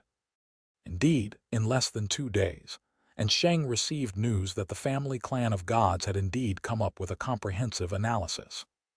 They even publicly put the results up for sale. However, the price was just too high. Even the other large families were hesitant about buying their information. No one could guarantee that their analysis had any decisive use. It's a pity that my pets don't have spatial powers. In a fight, others will see everything. There's no chance of selling information. Otherwise, I could sell it and earn a fortune. Zhou Wen had an idea, but no matter how he thought about it, there was no way to keep his information confidential. Beep! Beep! Beep! There was a notification from his phone. Tyrant Behemoth was hungry once again. After this fellow advanced to the mythical stage, its demand for food had increased even more. If not for the essence crystal mines in the Poison Bat Tunnel, Tyrant Behemoth would have long starved to death. Thankfully, the essence crystal mine would respawn together with the dungeon. Every time Tyrant Behemoth entered the Poison Bat Cave, it would eat the bats and essence crystal ores. When it finished eating, it would be 70% full. A second meal could last it 2 to 3 days. What a terrifying appetite. In reality, I really can't afford to rear it. After Zhou Wen took Tyrant Behemoth to have its feast, he went to grind Torch Dragon and Xianxia. Ever since the Torch Dragon egg dropped, no companion beasts had dropped. Instead, Xianxia dropped an Essence Energy Skill Crystal. Unfortunately, his stats didn't meet the requirements, so he could only have it disappear on the next respawn. Torch Dragon also dropped a rare Spatial Stat Crystal. This was one of Zhou Wen's motivations to farm it. Lai Chuan called everyone over for a Chuan Club activity. Zhou Wen came into the activity room and saw Gully and Sadie. However, today was a little odd. Gully didn't insist on challenging him. Gu Dian, Feng Qian, Fang Ruoxi, and Tian Xiandong attended the event. Only Huang Jai didn't come. Zhou Wen sent a message asking Huang Jai what was going on. Huang Jai said that he had found a huge investor and was discussing some details with them. If the investment was successful, his dimensional game could be produced by a proper team. Not only could the map be expanded, but the details of the game could also be optimized. Who has such poor acumen to actually invest in this game? Although Zhou Wen felt that Huang Jai's game wasn't bad, the dungeons were too small. Furthermore, they were dungeons that humans were familiar with, so its effects were limited.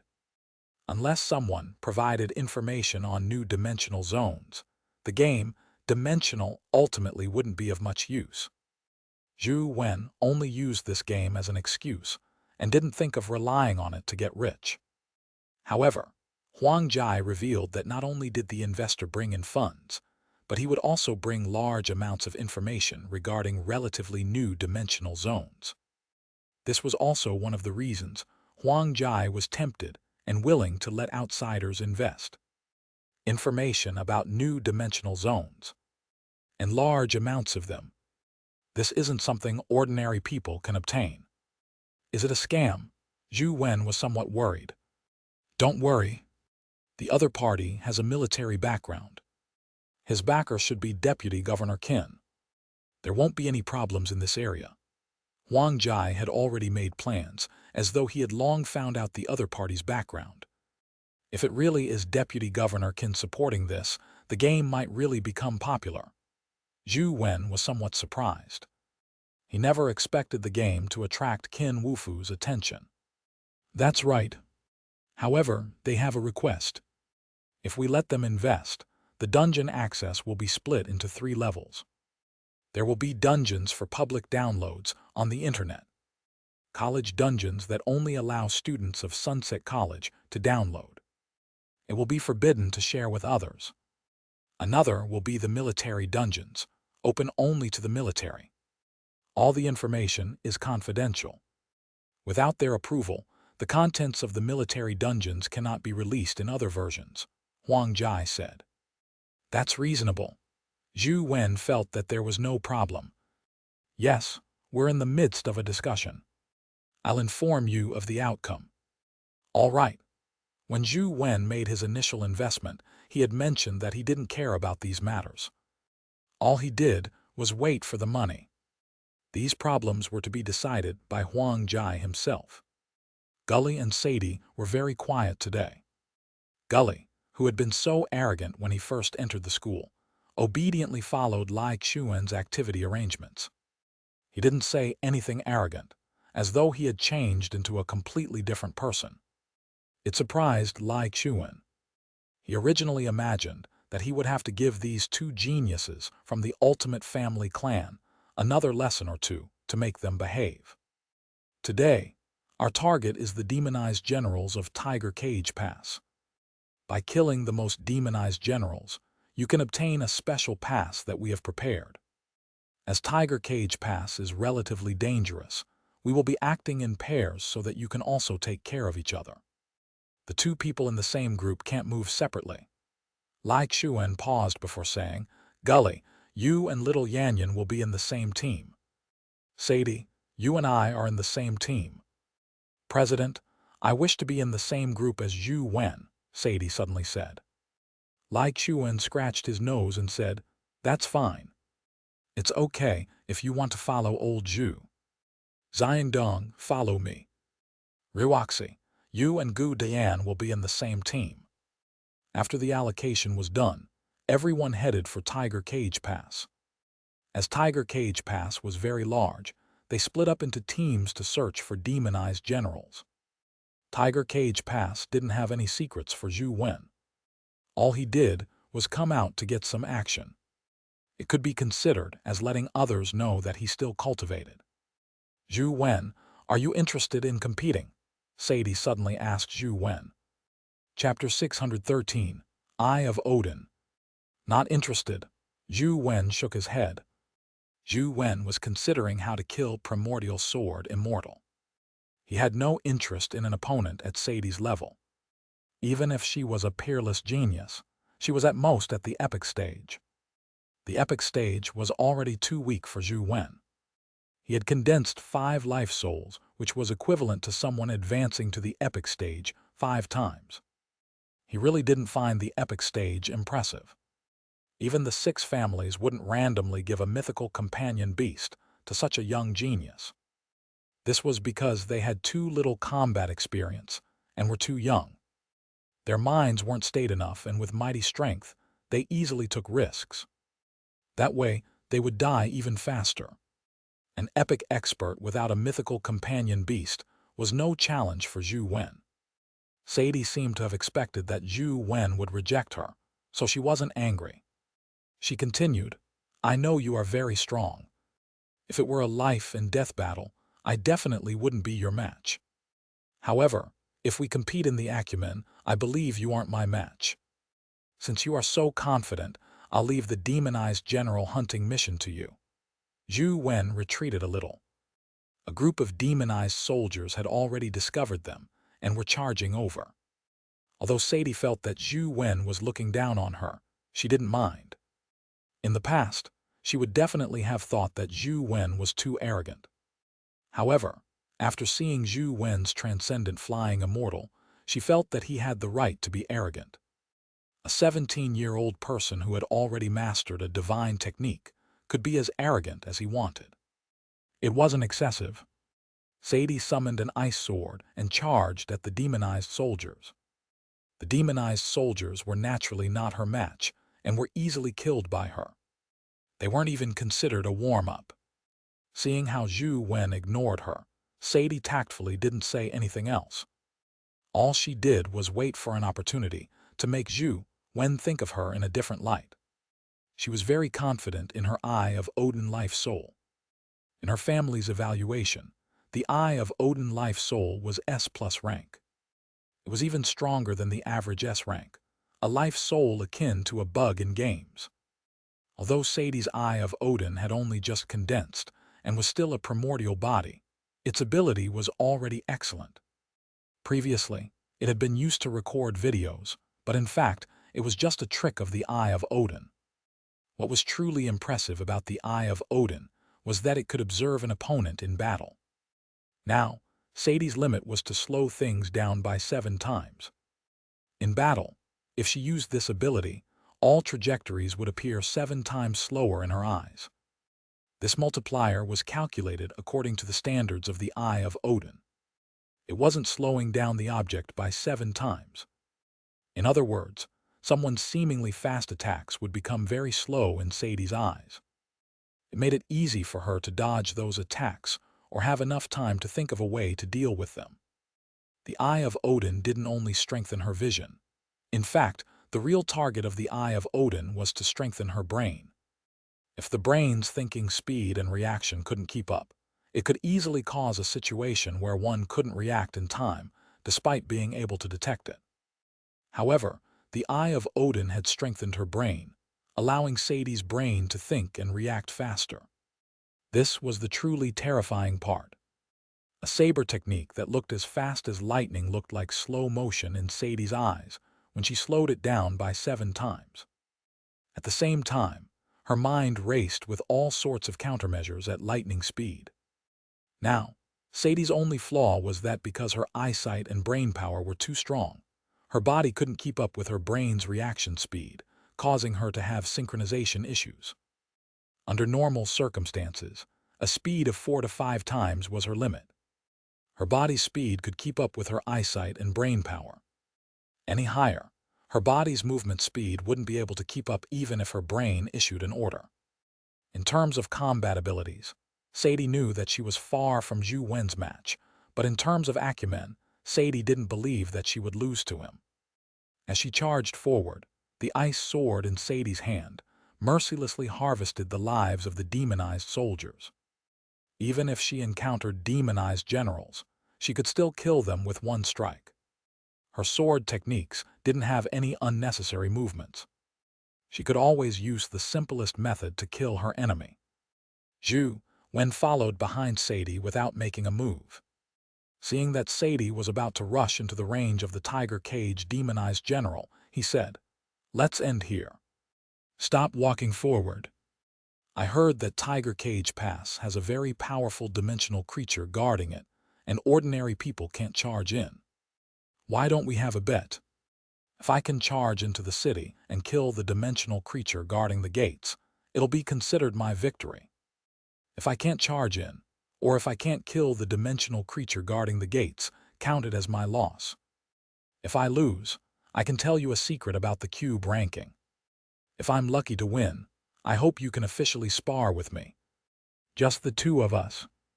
Let's see whose acumen is better," Sadie said. "What secret?" Zhou Wen asked. "It's not a secret if I tell you, but I guarantee with my character that this secret is definitely worth it," Sadie said with certainty. "All right, I'll bet with you. Are you sure you want to kill the strongest dimensional creature in Tiger Cage Pass?" Zhou Wen asked. "That's right. Let's smack palms to make an oath." "It's a deal." Sadie extended her hand. Zhou Wen didn't hesitate as he extended his palm and slapped Sadie's palm. Tiger Cage Demonized General was already a top epic creature. No matter how talented Sadie was, killing Tiger Cage Demonized General was not bad. However, what was truly terrifying in Tiger Cage Pass wasn't the Tiger Cage Demonized General, but the Elegant Emperor's avatar puppet. Although that fellow was only at the epic stage, his difficulty was already close to the mythical stage. Zhou Wen didn't think Sadie had the ability to kill the Elegant Emperor's avatar puppet. After retracting her palm, Sadie's lips curled up slightly. She wore a confident expression as she charged towards Tiger Cage Pass with her ice sword. Zhou Wen watched from the side, prepared to help at any moment. If Sadie were to fail, he couldn't watch her die here. Just as Sadie stepped into the range of the Tiger Cage Demonized General's shooting range, she saw an arrow shoot over with a strong spiral force. It was shockingly fast. However, Sadie didn't panic. When the arrow reached her, she took a slight step to the side and dodged the arrow. At the same time, she slashed the ice sword in her hand, landing the arrow. She continued rushing towards Tiger Cage Pass. The storm, like arrows, immediately shot over. Zhou Wen watched as Sadie moved in a small area and brandished the ice sword in her hand. She easily passed through the arrow rain and continued charging at Tiger Cage Pass. This Sadie really has some ability. Zhou Wen realized that when Sadie passed through the rain of arrows, she used a very small movement to dodge a large number of arrows. Every time the ice sword struck out, it struck the most critical arrow. The entire process was as exact as a computer's calculated path. There was no waste of stamina through any unnecessary actions. Even Zhou Wen himself couldn't do better than Sadie. Chapter 614, Eye of Hell. Could it be that Sadie has already reached the minute subtlety realm at such a young age? Zhou Wen was somewhat surprised. Back when Lance visited, he had only just reached the edge of minute subtlety. Sadie was a little younger than Lance, yet she had completely mastered minute subtlety. From Zhou Wen's point of view, this was extremely shocking. Unbeknown to Zhou Wen, Sadie purely relied on the powers of Eye of Odin. Her true realm was inferior to Lance, so she naturally wasn't as good as Zhou Wen. However, Eye of Odin was like a bug in games. To outsiders, Sadie was simply at some greater mastery of minute subtlety.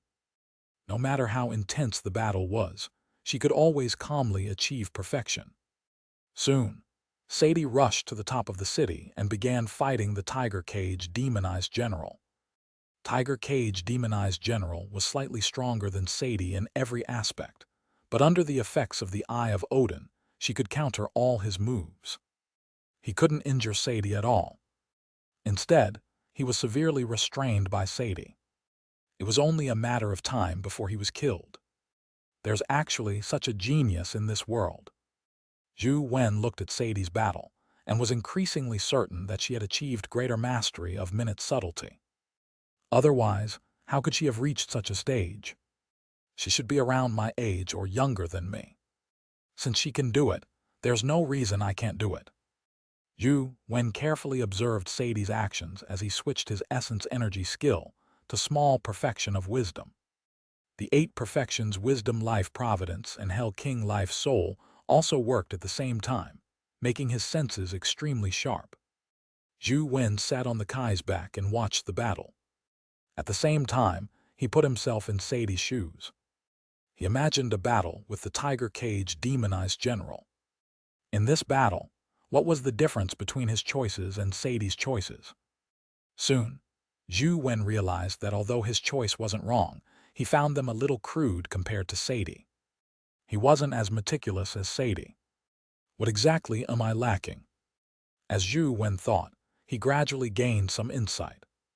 There's a saying that goes, know yourself and know your enemy, and you will never be defeated. The reason why gods are revered is that they have terrifying clairvoyant abilities. From this, one can see the importance of the word know. What minute subtlety needs is clairvoyance. By observing the other party's actions, one can derive information about the other party and exploit the information obtained. As Zhou Wen's mind raced, his Hell King Life Soul also expanded. The small perfection of Wisdom Essence Energy Art was an essence energy art that strengthened one's constitution. The 8 perfections Wisdom and Hell King Life Soul also strengthened his constitution, but it was different from the typical strengthening.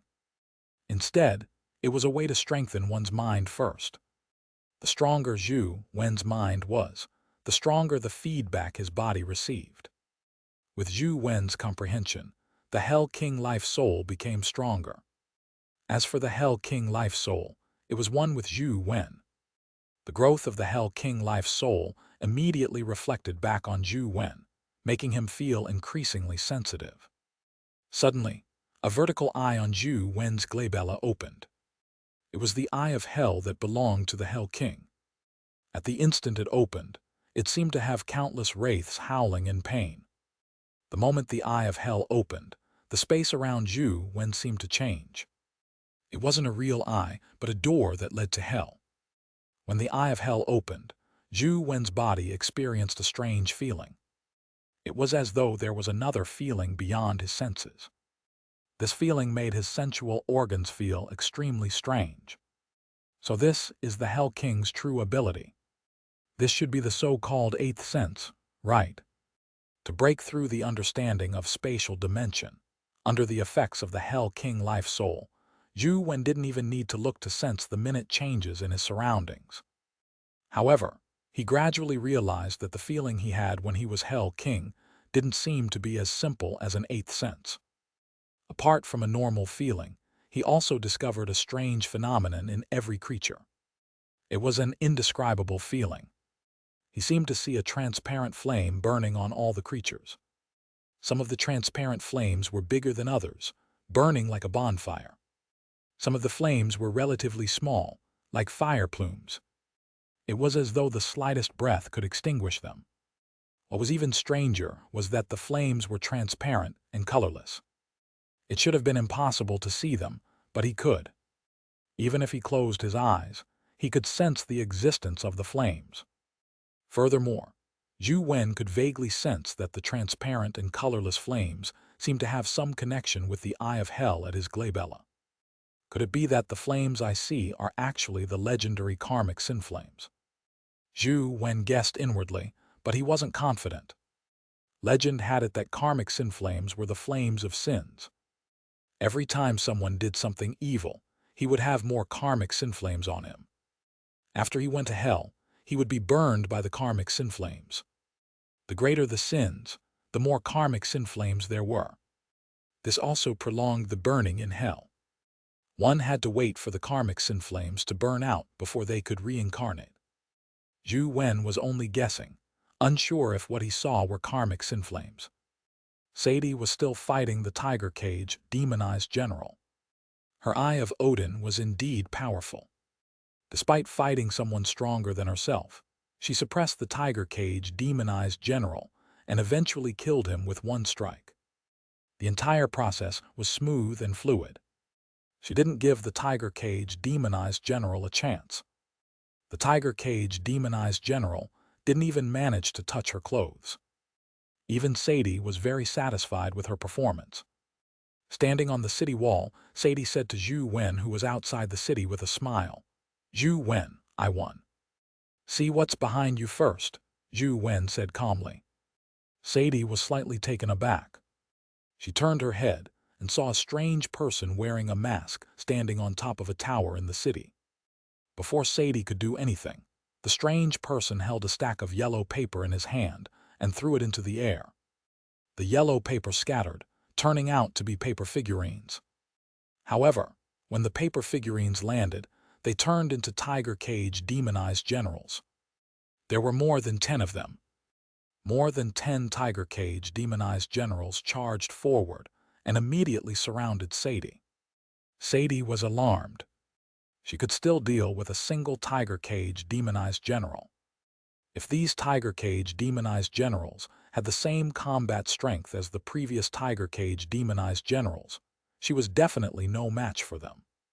She originally hoped that these tiger cage demonized generals were only paper tigers and didn't have any true strength, but after a short battle, she realized that they were equally terrifying. Sadie fought many alone. Relying on the ability of Eye of Odin, she constantly dodged and moved around, ensuring that she remained safe. However, under the siege of the tiger cage demonized generals, Sadie's physical reaction was no longer able to keep up with her acumen and brain's reactions. All she could do was try her best to find flaws in the siege and use the time difference to dodge. Zhou Wen watched with relish. Sadie's speed couldn't be considered fast, but her ability, which was akin to minute subtlety, was indeed very powerful. She wasn't injured under the siege of more than 10 tiger cage demonized generals. She was indeed extraordinarily strong. Chapter 615, Benefits of the Ranking. With the augmentation of his life providence and life soul, Zhou Wen realized something when he watched Sadie battle. So it's not that she has reached the realm of minute subtlety, but she's relying on her life soul. What kind of life soul is that? It actually allows her to possess the ability of minute subtlety. Zhou Wen thought to himself. Sadie was fighting many alone. Although she was in a sorry state, she wasn't injured from the gank. This was quite shocking. Unfortunately, with so many Tiger Cage demonized generals surrounding her, Sadie couldn't rush out of the encirclement. Her essence, energy, and stamina were very limited, so it was only a matter of time before she died. This proves that no matter how strong one's ability is, it's best to be careful. In such a world, who knows what kind of enemy one will encounter? Once restrained, no matter how strong one's ability is, one won't be able to deny death. However, Sadie's ability isn't bad. If I can obtain her essence energy art, I wonder if I can use the Lost Immortal Sutra to condense the same life soul. Zhou Wen was just musing for a moment. Even if he had the same essence energy art, he might not necessarily be able to condense the same life soul. The formation of a life soul was determined by a person's physique and mental strength. Therefore, everyone's life soul was somewhat different. There weren't two absolutely identical life souls. It was the same for a life providence. The functions might be similar, but not completely identical. Furthermore, even with the Lost Immortal Sutra, condensing a life soul wasn't easy. One needed a special energy with similar attributes as a foundation. Only then could the Lost Immortal Sutra simulate condensing a life soul. Now that I'm thinking about it, my first order of chaos hasn't condensed a life soul. I wonder if I can use a drop of Grim Demon's blood as a foundation to condense a life soul. Zhou Wen set his sights on Grim Demon. With demonic neonate as his master, he probably wouldn't dare to object to having him release some blood. While Zhou Wen was considering how to condense the life soul of the First Order of Chaos with the blood of Grim Demon, Sadie was struggling to remain safe. She originally imagined that a dimensional zone like Tiger Cage Pass couldn't have mythical creatures. With her Eye of Odin life soul, it wasn't difficult to kill epic dimensional creatures. Even if she couldn't bait them, she had a chance of escaping. Who knew that she would encounter a terrifying existence like the Elegant Emperor's avatar puppet? She didn't even have a chance to escape. Zhou Wen watched from outside the city. She knew that Zhou Wen definitely had the ability to help her escape, but her pride prevented her from asking him. All she could do was summon her companion beasts and desperately attempt to rush out of the city. It wasn't easy for her to kill a Tiger Cage demonized general and find a gap, but before she could rush out, she saw the Elegant Emperor's avatar puppet throw out another stack of yellow paper. Instantly, more than 10 Tiger Cage demonized generals landed. Not only did they seal off the way out, but they also made her situation worse. Sadie immediately fell into despair. She was surrounded by 20 to 30 Tiger Cage demonized generals. Even if her Eye of Odin could see the path needed to get out, her body couldn't keep up. The reason the 6 families didn't let young people use mythical companion beasts was because of this principle. Young people were hot-blooded, especially young geniuses. They were all arrogant and impulsive. Having powerful strength only made it easier for them to fall into danger. Therefore, even if they had mythical companion beasts, the various families would give them to people who had some experience and had been burnished by reality. They were calm and capable. Although they were about the same age, Lance would definitely not make such a decision if he were here. Sadie's essence energy was almost depleted. A companion beast beside her was attacked and ended up slamming into her. Immediately, her trajectory deviated. It was too late to dodge the attacks of the Tiger Cage demonized generals. Sadie gritted her teeth and prepared to risk her life. However, she suddenly saw a flash of saber light.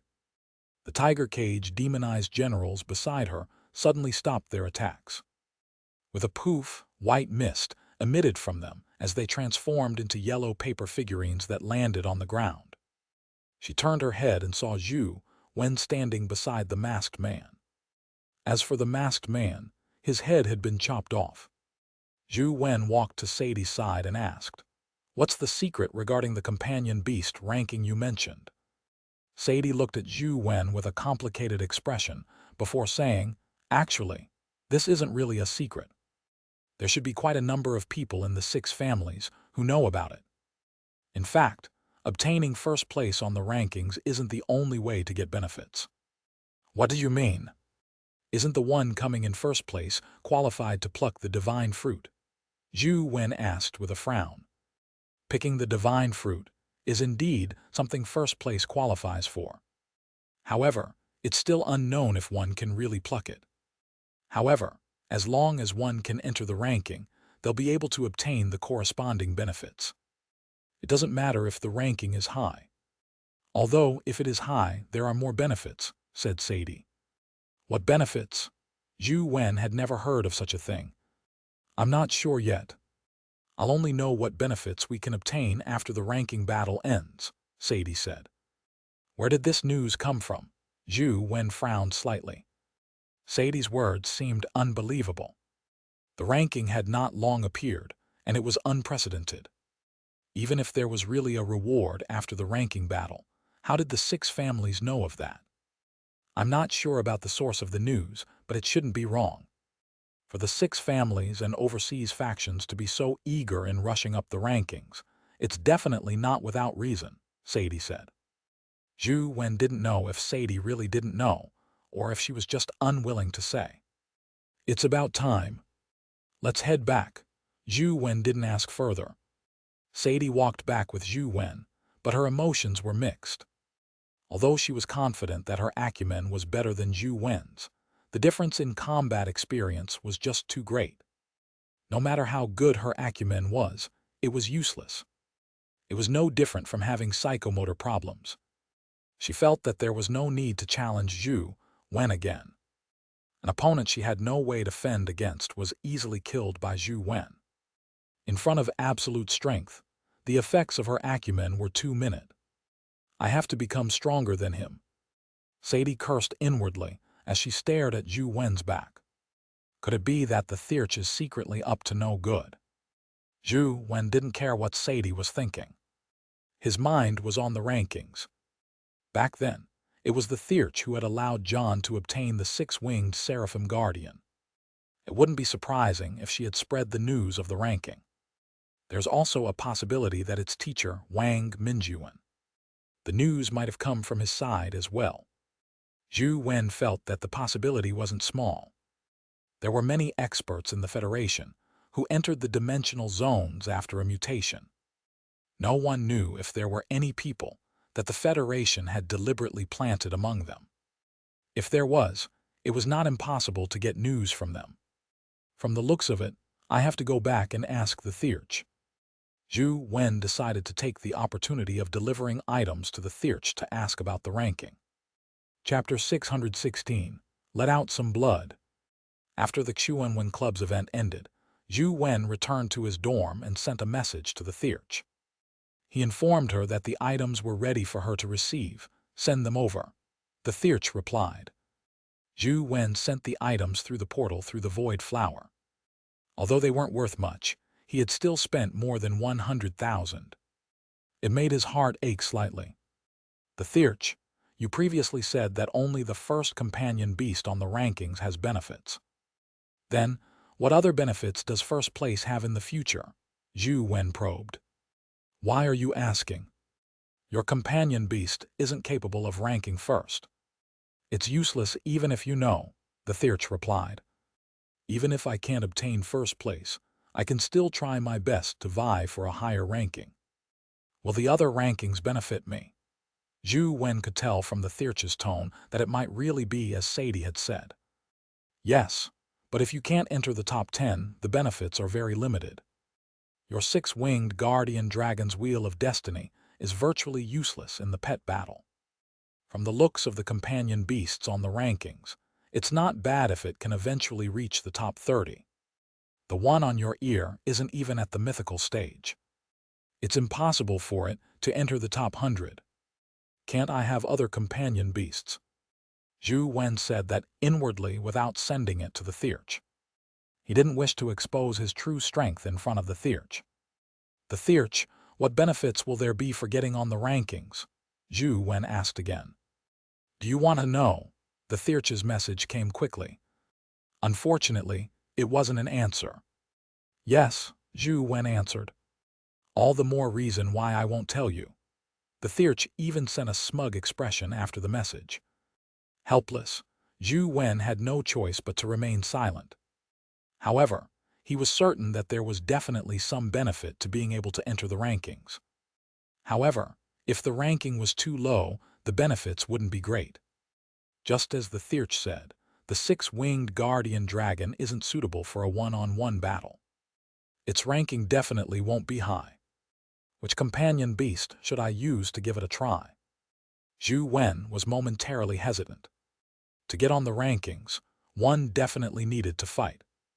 In a battle, one would expose the strength of their companion beasts, giving others a chance to figure out a way to restrain them.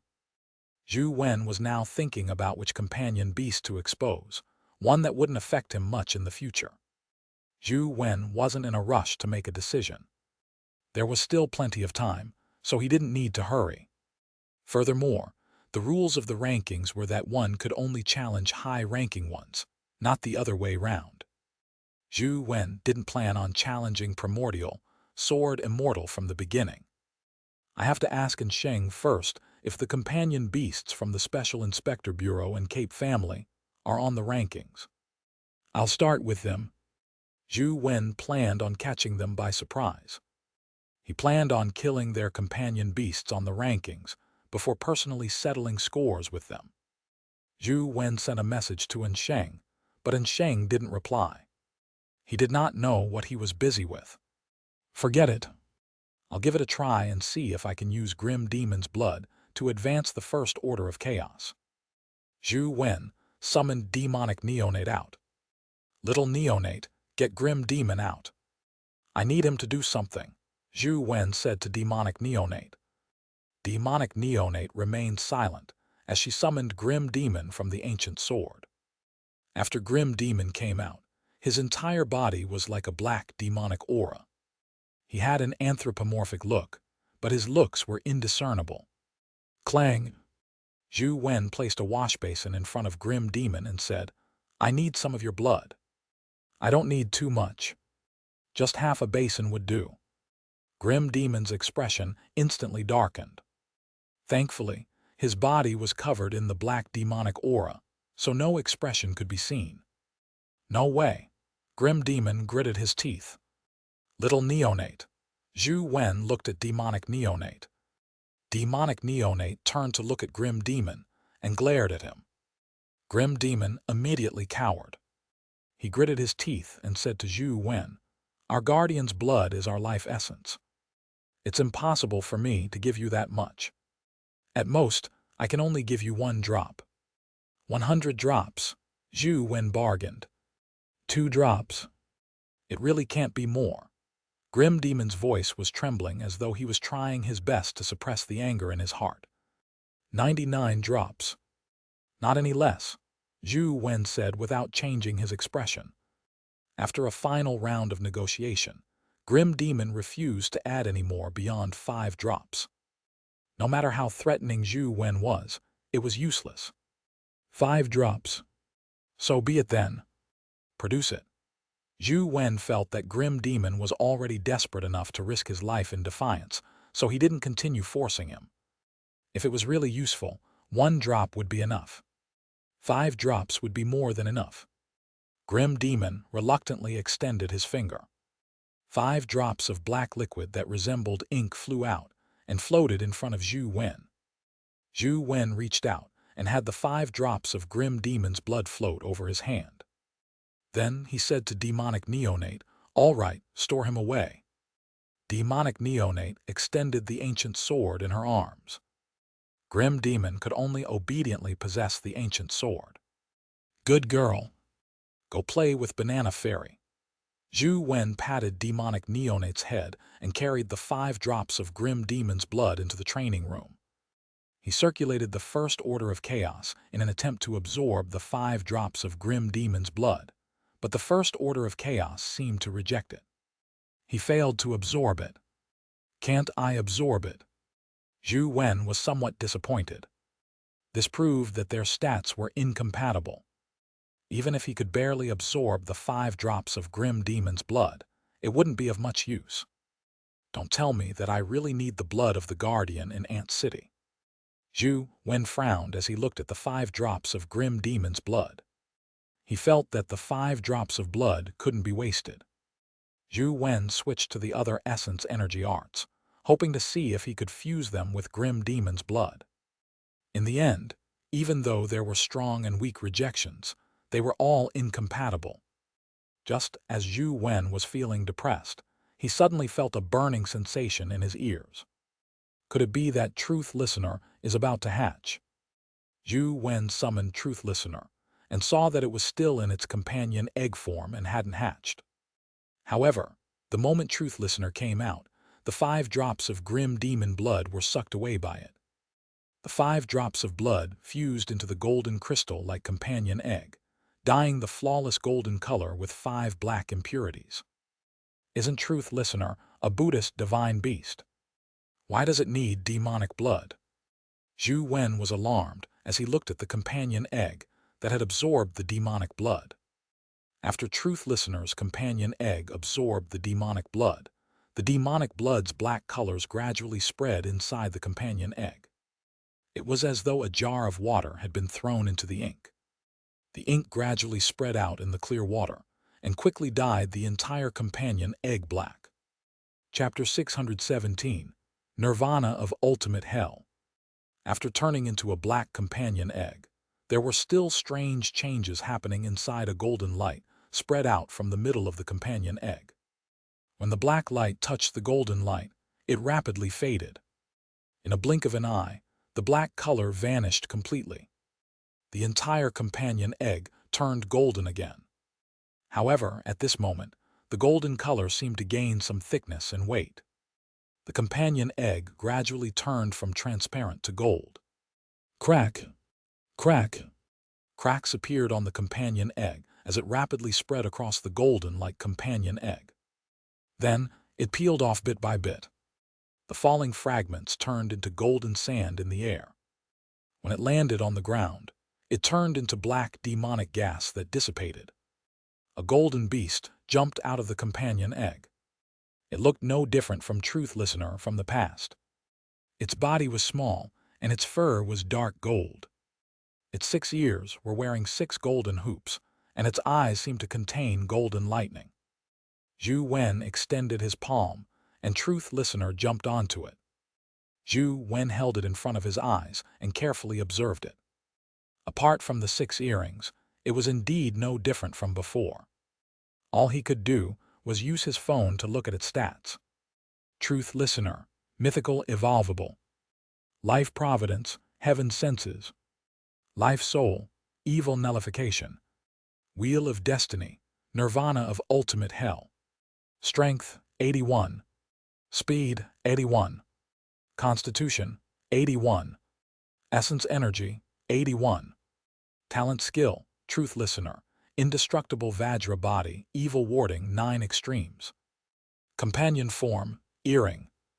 With stats at 81, it was a top-notch mythical companion beast.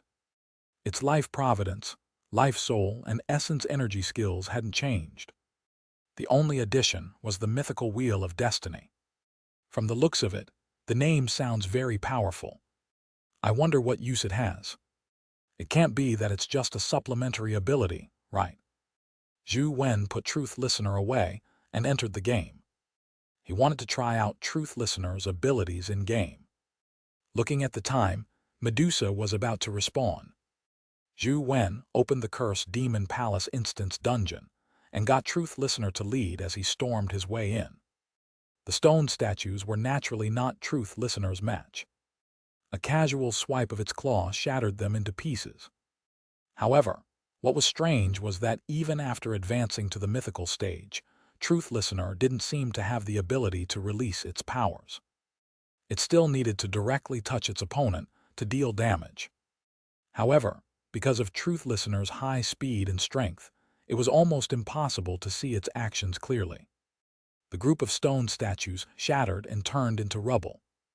They rushed all the way to the palace where Medusa was. After opening the palace, the beautiful girl became the demoness, Medusa. Truth listener, it's time to showcase your strength. Go, let me see how strong your Wheel of Destiny is. Zhou Wen ordered Truth Listener to use its Wheel of Destiny. Crack!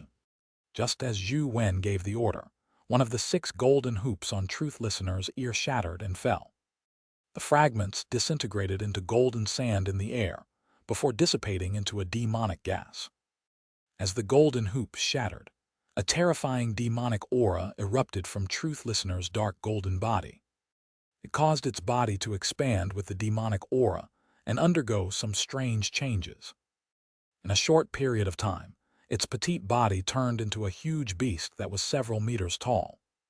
Its dark gold fur also turned into scales like a terrifying giant ape covered in dark gold scales. Its body also emitted a strange demonic aura, one completely different from the demonic aura of Grim Demon. It felt more evil.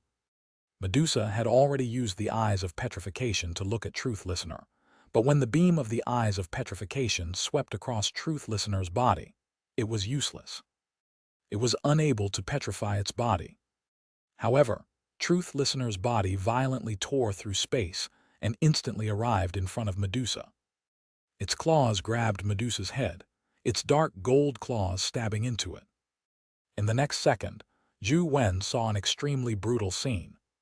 Truth Listener's claws tore the demoness's body into 2, as demonic blood flowed everywhere. Roar!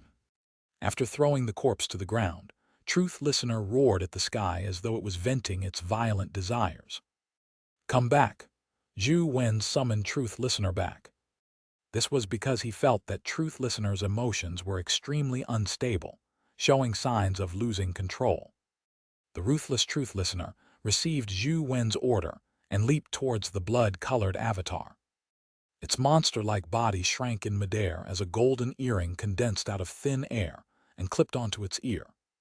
By the time Truth Listener reached the blood-colored avatar's ear, it had already returned to its original size.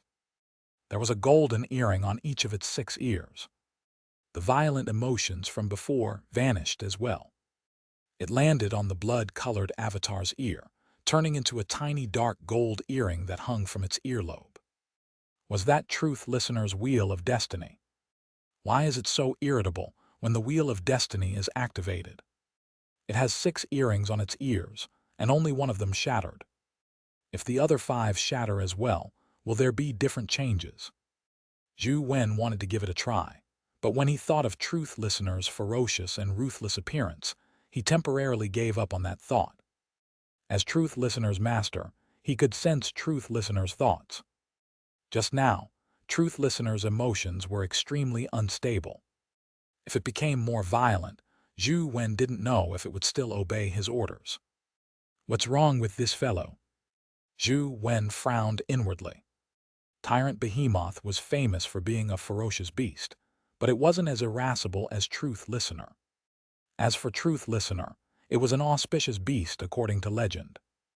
After its Wheel of Destiny was activated, it was truly puzzling why it had become so violent. Zhou Wen went online to search for mythical information regarding Truth Listeners. Although there were many different versions, Truth Listener was a kind-hearted divine beast in many of the versions. There were 2 popular versions. One of them was that Truth Listener was a white dog. It followed Xianxia's incarnation and was born in the mortal world. After Xianxia's incarnation died, it loyally protected the corpse, unwilling to leave even if it had to die. Finally, it became a divine beast. The 4 Bodhisattva's mounts each represented a trait. Truth Listeners represented loyalty. However, Zhou Wen's Truth Listener wasn't in the form of a white dog. It wasn't the traditional look that had the features of 9 different beasts, but more like a snub-nosed monkey. Therefore, Zhou Wen felt that his Truth Listener was unlikely to match Truth Listener's first legend. There was also a second version of the legend. In the second myth, Truth Listener was a hellspawn born in hell. It was born in the deepest depths of hell and had the responsibility to guard hell. Zhou Wen was more inclined towards this version's mythical legend, but even so, Truth Listener, who presided over hell, should be a kind divine beast. Why was it so violent? Could it be that the 6 golden hoops or grim demon's blood caused Truth Listener to have a problem? Or could it be that Truth Listener was originally like that? Zhou Wen couldn't confirm the reason as he searched for more information to no avail. Chapter 618, Chimera. Thankfully, Truth Listener was fine as long as it didn't use the Wheel of Destiny. Zhou Wen tried it a few times. Even if it used the nirvana of ultimate hell, it would only shatter one earring every time, turning it extremely violent like a ferocious hellspawn. However, Truth Listener would still carry out Zhou Wen's orders completely. Only its unstable emotions worried Zhou Wen. Having activated the Wheel of Destiny, Truth Listener was extremely powerful in combat. It was able to fight Xianxia head-on without being at a disadvantage. Xianxia's attacks couldn't harm its body. It could only use its speed to circle around Truth Listener. Truth Listener's speed wasn't slow either. In the end, Xianxia was killed. However, this was only if it activated the Wheel of Destiny. Although Truth Listener wouldn't end up killed without it, it wasn't Xianxia's match. Due to Truth Listener's potent, indestructible Vajra body, it was only slightly injured at most. Even the eyes of petrification that Medusa released at full strength was useless against it. Apart from Torch Dragon's bright torch vision world, there was no other power that could directly kill it. Since he couldn't find any problems, Zhou Wen stopped thinking about it. After careful consideration, he decided to try his best not to let Truth Listener use its Wheel of Destiny. Most of the time, it would appear in the form of an earring as a companion form. After advancing to the mythical stage, Truth Listener's listening ability became even more impressive. Not only was it extensive, but it could also hear weaker movements. Although he didn't know what the principle was, Truth Listener could actually hear colors now. Just this alone made it much stronger than before. You want to snipe the Bureau and Cape's mythical companion beasts on the rankings. And Sheng didn't reply, but he personally came to Zhou Wen. Yes, Zhou Wen answered cleanly. If you want to use Torch Dragon or 6-winged Guardian Dragon, I suggest that you don't do so. You've already exposed the 6-winged Guardian Dragon too many times, so it's very easy to find out that it belongs to you. Torch Dragon only exists in the Zhulu battlefield. Now, only we are the ones studying the temples under the Zhulu battlefield. It's very easy to deduce who Torch Dragon's master is. Although you are already very strong, it's best if you don't fall out with the 6 families now, and Sheng said. I understand. I still have a companion beast that no one has seen before. I usually don't use it. Now, I plan on letting it snipe the Capes and the Bureau's companion beasts, Zhou Wen said. That would work, but there aren't many mythical companion beasts from the Bureau. They aren't on the rankings either.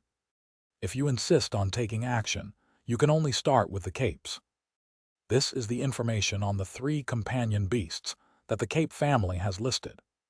These 3 are confirmed to be theirs. The others aren't confirmed. It's best you don't kill them randomly. After all, these mythical companion beasts are the foundation of the Federation. It would be a pity if they were destroyed. And Sheng's words were actually reminding Zhu Wen not to cause too much trouble. The Federation's situation was very bad. In the future, after the seal over the dimensional zones were broken, they would still need these mythical companion beasts to fight to protect humans.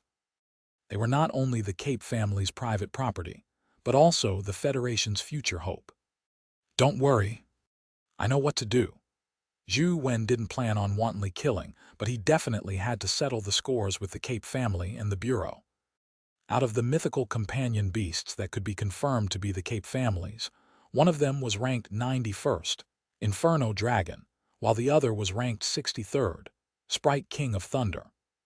It was ranked even lower than Zhou Wen's six-winged guardian dragon. Although killing them would make the Cape family feel the pinch, alarming them would make them wary. It was impossible for Zhou Wen to have another chance. Therefore, Zhou Wen set his sights on the top-ranked chimera in the Cape family. It was ranked 13th. Chimera's appearance was very strange. It had a lion's body, a snake as a tail, and a pair of bat wings. It also had 3 heads. One was like a lion, the other was like a goat, and the other was like a single-horned dragon. Up to now, no other companion beast had challenged Chimera, so any understanding of it was limited to its past combat achievements. More than 10 years ago, an evil dragon broke out of the seal and wreaked havoc in the Federation's coastal cities. It was the territory of the Cape family, so the Cape family mobilized Chimera to kill the evil dragon in that battle. Legend had it that the dragon had left behind a companion egg. It was the Inferno dragon that had been listed.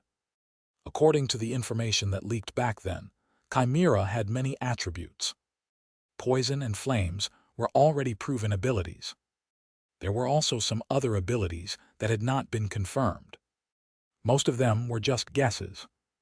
After Zhou Wen finished reading the few pieces of information on Chimera, he decided to start with it. He needed to strike at it in one fell swoop. As long as the Cape family dared to accept the challenge, they wouldn't even have the chance to admit defeat. I'll send Tyrant Behemoth. This fellow is clearly a companion beast from the West District. It's difficult for others to suspect me, Zhou Wen thought. Zhou Wen didn't know that, although Tyrant Behemoth was a dimensional creature in the West District, the companion egg was obtained by the Zhang family. Few people knew about this, but the Zhang family had lost the Tyrant Behemoth companion egg. They had been searching for it. Ah Sheng, is there a way to prevent others from seeing my companion beast in the arena? Zhou Wen was extremely vexed about this point. This was because all the major media outlets had set up fixed cameras around the cube. The black cube had been tightly surrounded and was constantly being filmed 24/7.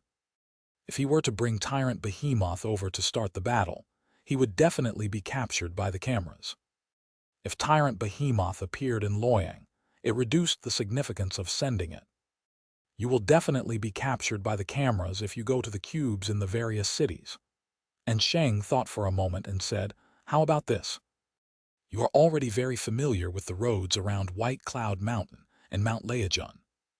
In a 400-kilometer radius, there's an ancient town. There's also a cube in the ancient town. As it's too remote, and there are plenty of dimensional zones around it, there's no one living there. Very few people will pass by. I'll draw a map for you. Go there. Zhou Wen was overjoyed. After getting the map, he packed his things and headed for the ancient town. Mount Leijun and White Cloud Mountain were both part of the Funyu mountain range. Zhou Wen was indeed very familiar with the roads here. Alone in the mountain range, he had many mythical creatures protecting him, so there wasn't much danger. However, Zhou Wen still avoided the known dimensional zones to prevent himself from falling into unknown danger. He arrived at the ancient town, and Sheng mentioned without any mishaps. Indeed, this place had become a ghost town. Many of the houses in the town had collapsed, and many buildings were covered in green plants. Zhou Wen walked into the town and walked along the stone path. This had probably been a tourist attraction in the past. Although the town wasn't big, the architecture was pretty good. Unfortunately, it was already abandoned. As it was surrounded by mountains on 3 sides, it got dark rather early. When Zhou Wen walked through the town, the sky was already dark. Suddenly, Zhou Wen saw a small shop with its lights on in front of him. Chapter 619, Genius Master. There's actually someone here. But even if someone lives here, the power supply in the town should have been cut off. How can there be light? Zhou Wen was alarmed as he carefully approached the shop at the corner of the street. The shop was a minimart. Quite a number of the LED lights on the shop sign were not working. A small portion of them was still lit. In such an environment, it looked a little strange. Zhou Wen used truth listeners' hearing abilities. Although he was still very far away, the situation in the minimart had already projected itself in his mind. It was like a holographic projection that allowed him to see everything clearly. It even had color. Soon, Zhou Wen saw a young man sitting on a wooden rocking chair in the minimart with his eyes closed.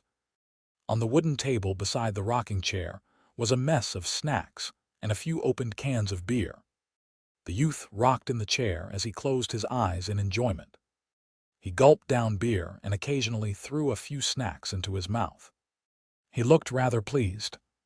And on the counter beside him was an oil lamp.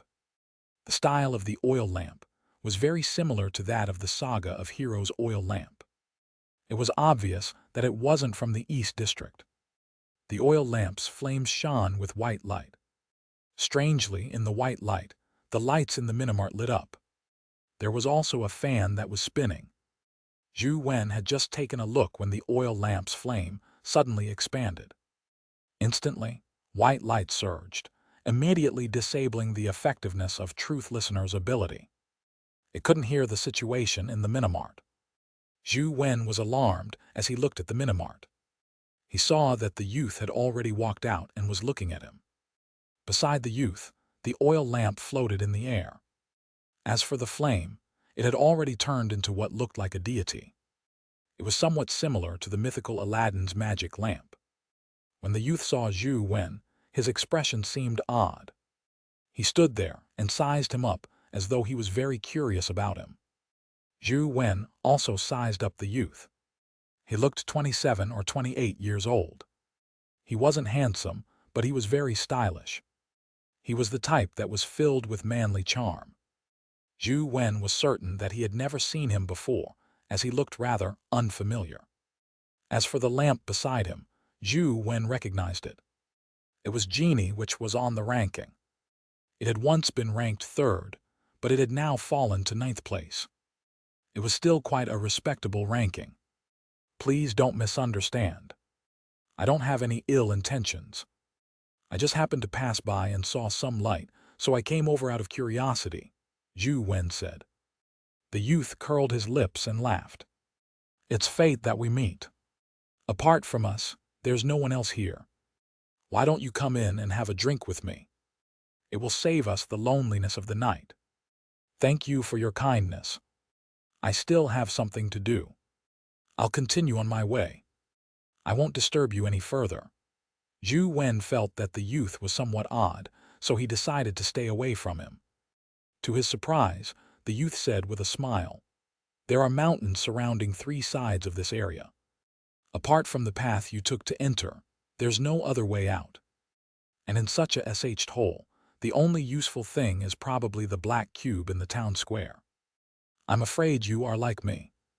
You don't want others to see your companion beast on the rankings, right?" The youth's guess was naturally correct. Although Zhou Wen wanted to deny it, he couldn't find a reasonable excuse. Now that you've seen my genie, even if I know that your companion beast is on the rankings, you and I have something against each other. No one will be at a disadvantage. I've been here for many days and haven't even seen a fly. I'm really bored. Just stay here and chat with me, said the youth with a smile. Zhou Wen didn't move. Since he had been discovered, he decided not to let Tyrant Behemoth fight here. Just as he was about to bid farewell and leave, the youth continued, "It doesn't matter if you don't want to stay. However, you already know my secret, and I don't have anything to use against you. It's naturally impossible for me to let you leave alive." As he spoke, the genie beside the youth had already arrived in front of him. It stared at Zhou Wen and took a deep breath. The body condensed from the flame instantly doubled in size, as though a flaming vortex was flowing inside. "You want to fight my genie or stay behind to drink with me? Make a choice." The youth leaned against the door frame and took another sip before looking at Zhou Wen with a smile. "I'm sorry." Zhou Wen turned around and left. The youth didn't have any intention of taking action. He only said indifferently, "You know that my companion beast is Genie, but you aren't moved at all. Yet, You came to this god-forsaken place to make it onto the rankings. The companion beasts you possess are definitely extraordinary. At the very least, they are higher than my genie. Even if you aren't on the rankings, I can guess that any new top companion beast that appears on the ranking will be yours. Zhou Wen didn't stop as he continued walking. The youth's voice continued. Your name is Zhou Wen, right? Everyone in the bureau has a photo of you. You're from the bureau. Zhou Wen turned to look at the youth. If the youth was really a member of the bureau, he could use all means to kill him, despite not liking the idea of murder. Don't misunderstand. I have nothing to do with the bureau. The youth shrugged nonchalantly and said, I'm the same as you. I'm a target of the bureau's pursuit. I've seen your photo in the hands of the bureau's people and some information. That's why I recognize you. You came here to attempt getting into the rankings and have a powerful companion beast. I'm guessing you are planning on doing something. However, the Bureau doesn't seem to have any mythical companion beasts on the rankings. I remember now. You have quite a deep grudge with the Cape family. Are you trying to challenge the Cape's companion beasts on the rankings? The youth thought for a moment and laughed. Chimera. You want to challenge Chimera, right? Who are you? Zhou Wen frowned as he looked at the youth. He hadn't said a thing, but the youth had already guessed so much. It was as though he had read his mind. It left Zhou Wen somewhat alarmed. Uncrying Knight. First on the Bureau's wanted list, and my bounty is the highest. Have you heard of me? The youth drank another mouthful of beer before continuing. Zhou Wen didn't know who was ranked first on the Bureau's wanted list, but the youth did indeed make him wary. I already know your secret. Unless you kill me or give up on your plan, it doesn't matter where you get to on the rankings. Why don't you stay and have a few drinks with me? That way, you won't be alone in this remote mountain range. The youth threw a can of beer at Zhou Wen. Chapter 620, Strange Town. Zhou Wen's eyes focused as he slashed out with the Golden Overlord sword in his hand. The golden sword beam instantly destroyed the beer as it shot towards Uncrying Knight. The genie in front of Uncrying Knight spat out a blinding white flame. The golden sword beam struck the flame like a wheel, splitting it apart. At the same time, it split the genie's body into two and continued slashing at Uncrying Knight. A look of surprise flashed across Uncrying Knight's eyes as he quickly dodged the golden sword beam's slash. However, the sword wheel formed by the golden sword beam suddenly boomeranged and slashed at Uncrying Knight's back at an even faster speed. It was none other than the boomerang wind essence energy skill. Just as the golden sword wheel was about to touch Uncrying Knight's back, he suddenly used a strange stance. As he leaned forward, he spun his left leg as he dodged the golden sword wheel in a contorted fashion. The golden overlord's sword in Zhou Wen's hand wasn't idle either. With transcendent flying immortal activated, he fused with the sword beam as his body tore through the void and slashed at Uncrying Knight like golden lightning. Uncrying Knight wore a solemn expression as black matter condensed on his hands. It transformed into bracers that wrapped around his arms and palms as he stared intently at the golden overlord sword that flashed over. Clang! Uncrying Knight managed to sandwich the golden overlord sword's blade in the middle. However, the golden sword beam on the golden overlord sword was too intense. It pushed Uncrying Knight's body back, causing him to slam into the building behind him, collapsing it. Boom! Uncrying Knight crashed through several buildings and finally slammed into the stone wall. The stone walls behind him were in ruins before he stopped retreating. The golden overlord sword's blade was still firmly clamped between his hands. The black vortex produced by the bracers constantly absorbed the golden sword beam, but it was unable to completely absorb it. The sword beam sparks produced constantly exploded. Zhou Wen pushed the blade with all his might, slowly pressing the blade towards Uncrying Knight. Just as the golden sword beam on the blade was about to touch his cheek, Uncrying Knight pushed with both hands and ducked to the side. The golden overlord's sword left a deep mark on the mountain wall behind him. Zhou Wen brandished his sword and was about to slash again when Uncrying Knight waved his hand. "Junior brother, I'm joking with you. There's no need to fight to the death." Seeing that Zhou Wen was completely unfazed, the golden overlord's sword in his hand slashed down again. Uncrying Knight waved his hand as he retreated. "I'm really your senior brother. My name is Liu Yun, and I'm teacher Wang Minjuan's student. You should have heard of my name, right? I'm the same as you. I graduated from Guide High School. Speaking of which, we hail from the same hometown." Zhou Wen was slightly taken aback when he heard that.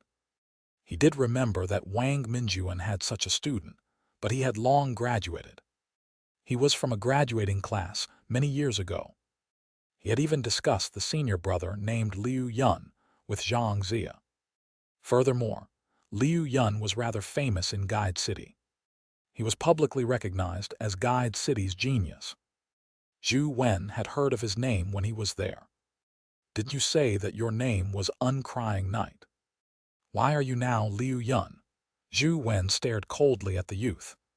He didn't lower his sword as he locked onto him. "Uncrying Knight is my nickname. My real name is Liu Yun." As the youth spoke, he took out something. "You recognize this thing, right? I believe other than teacher students, no one else will have it." Zhou Wen saw that the youth was holding a pendant.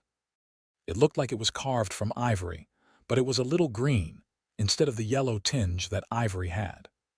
Zhou Wen couldn't help but be taken aback when he saw the pendant. He also had one. It was given to him by Wang Minjuan and had once helped him tide through danger. Later, he heard from Wang Minjuan that the pendant had been carved from the teeth of the white dragon in Dragon's Well. However, Wang Minjuan said that he had carved 4 of them and gave them to Jiang Yan, Xianxia, Hui Heifeng, and Zhou Wen respectively. He didn't mention anything about Liu Yun. There's no need to doubt it. When teacher obtained the dragon teeth, I was the one who helped him steal them from beneath Dragon's Well. Back then, teacher carved a pendant for me and kept the rest. He said that he would give it to his favorite disciples in the future. "I believe you must have one too, right?" said Liu Yun. "How did you know I would be here?" Although Zhou Wen already believed that he was Wang Minjuan's student, he didn't relax his guard. Liu Yun spread out his hands and said, "How would I know that you would come here? I was pursued by the Bureau and fled here to seek refuge. I didn't expect to meet you. If it weren't for the Bureau's constant hunting of the 4 of you, I wouldn't have known that you were teacher's student." Just as Zhou Wen was about to say something, he suddenly heard hurried hooves coming from the north of the town. It was as though thousands of troops were charging towards the town. "Oh no, I was caught up with pulling your leg and forgot about this matter. Quickly hide. Don't reveal yourself or make a sound. Otherwise, there will be big trouble." As Liu Yun spoke, he unsummoned Genie and charged forward. With a bound, he jumped into a water well by the side. With a thought, Zhou Wen leaped down with Liu Yun with the golden overlord sword in hand. Splash! Splash! The duo fell into the well one after another. Liu Yun sank his body into the water, and Zhou Wen followed suit. They dived into the well together, but the golden overlord sword in his hand maintained an offensive stance, guarding against Liu Yun. As the hooves approached, Zhou Wen used his ears to listen to the situation outside. The projection outside immediately imprinted itself into his mind, allowing him to see a strange scene. The ones running outside weren't horses, but creatures that looked like deer. The deer were completely white, and there were crystal-like antlers on their heads. The herd of white deer numbered at least 100. Every one of them was abnormally majestic, and the crystal antlers on their heads were extremely large. On the back of the majestic white deer in front of the herd was a strange creature. It wore white clothes, white trousers, and a white hat. It looked like a human, but its face was also white. It had no mouth, nose, eyes, nor eyebrows, like a piece of white paper. The white deer carried the white-clothed man and ran through the streets, but they didn't leave the town. Instead, they circled the streets. Clang, clang, clang, clang. Every time the herd of white deer walked a distance, the white-clothed man would strike the metal disc in his other hand with a rod. They did not know what he was doing. After the white deer herd and the white-clothed faceless man circled the town, they sped away and left the town. Only then did Liu Yun rush out of the well and chase after the white deer herd. "What are you doing?" Zhou Wen jumped out of the well and asked Liu Yun. "Flower picking," Liu Yun answered before chasing in the direction that the white deer herd had disappeared. Zhou Wen thought for a moment and followed him out of town. The white deer and the white-clothed man were dimensional creatures, but this town wasn't a dimensional zone. It was indeed strange for them to appear here. It was mainly because Zhou Wen was afraid that the fellow who claimed to be Liu Yun would escape. He still couldn't confirm who he really was. Even if he was Liu Yun, Zhou Wen couldn't let him spread the news of him coming here. Chapter 621, Treasure Snatching in the Lake. The town was surrounded by mountains on 3 sides, and the direction the white deer herd came from was not the entrance, but the depths of the basin. When Zhou Wen caught up to Liu Yun outside the town, Liu Yun gestured for him to remain silent before stealthily approaching. Zhou Wen followed behind him to see what he was up to. Liu Yun seemed to be very familiar with the path here. He drilled through the forest and grasslands, and soon he hid in a bush. Zhou Wen also entered the grassland and realized that there was a lake beyond it.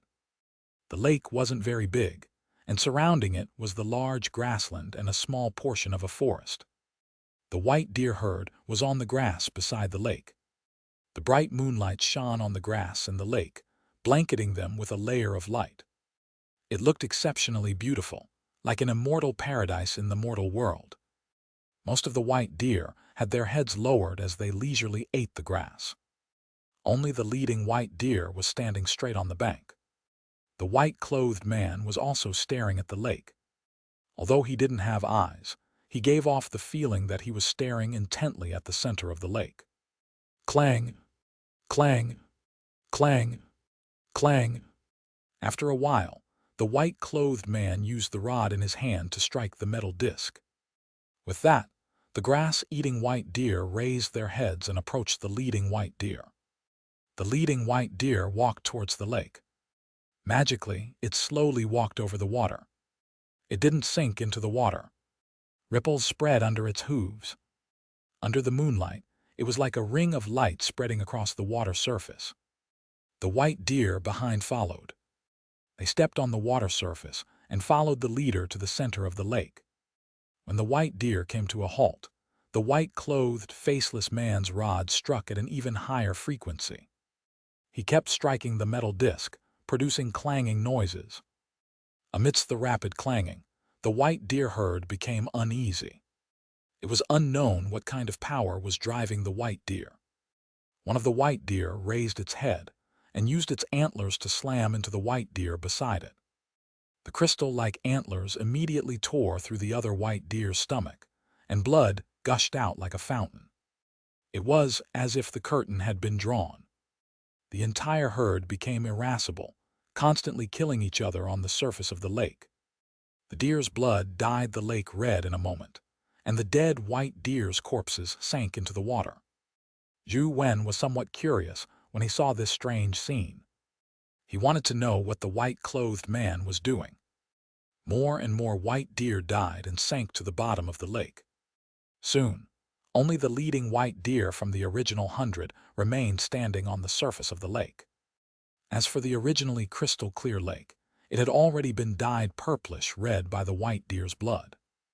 It was like a huge blood-red gem that emitted a rich smell of blood. Bloop, bloop. In the middle of the lake, tiny bubbles surfaced.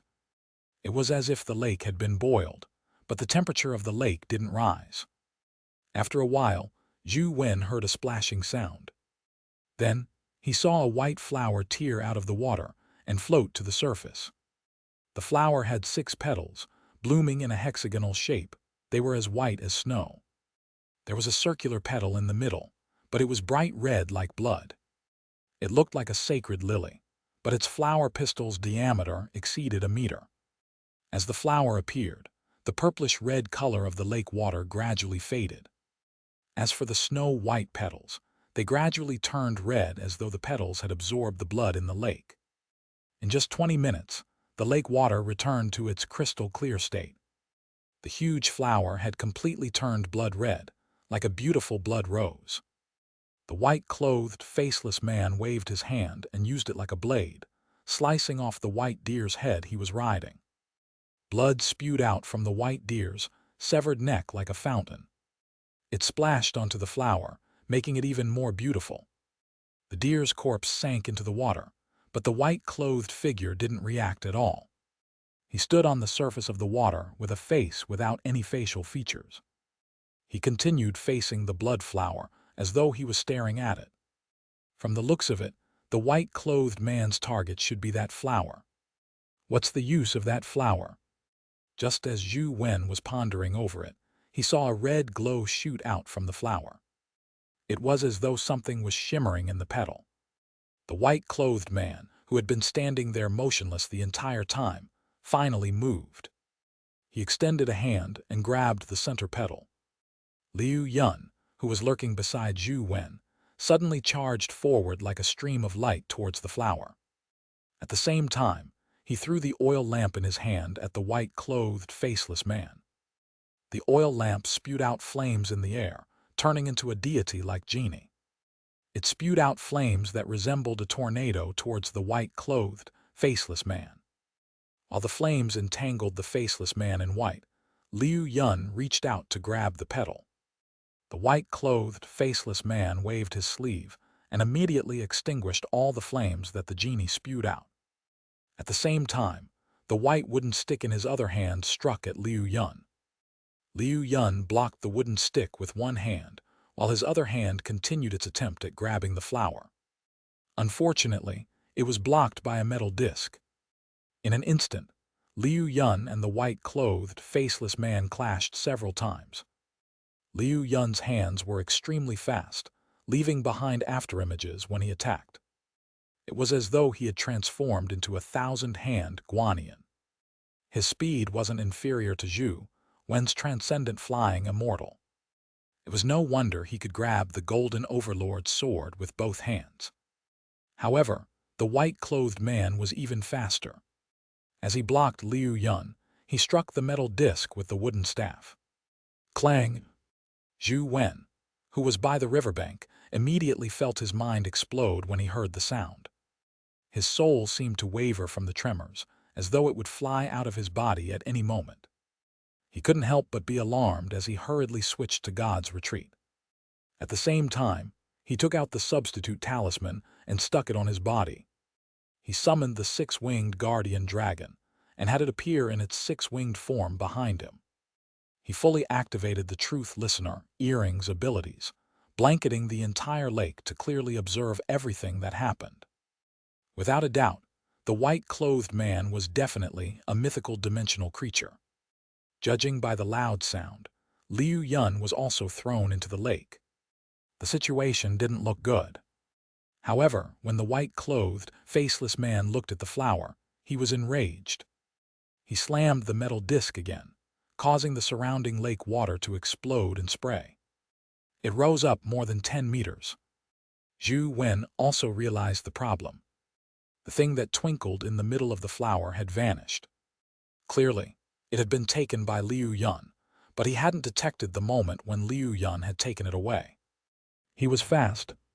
Just as Zhou Wen reeled in surprise, he saw Liu Yun rush out of the lake and climb ashore. He wanted to escape in the direction of the town. However, the white-clothed man's figure flashed. When he appeared again, he was already in front of Liu Yun, blocking his path. Chapter 622, Orange Cat.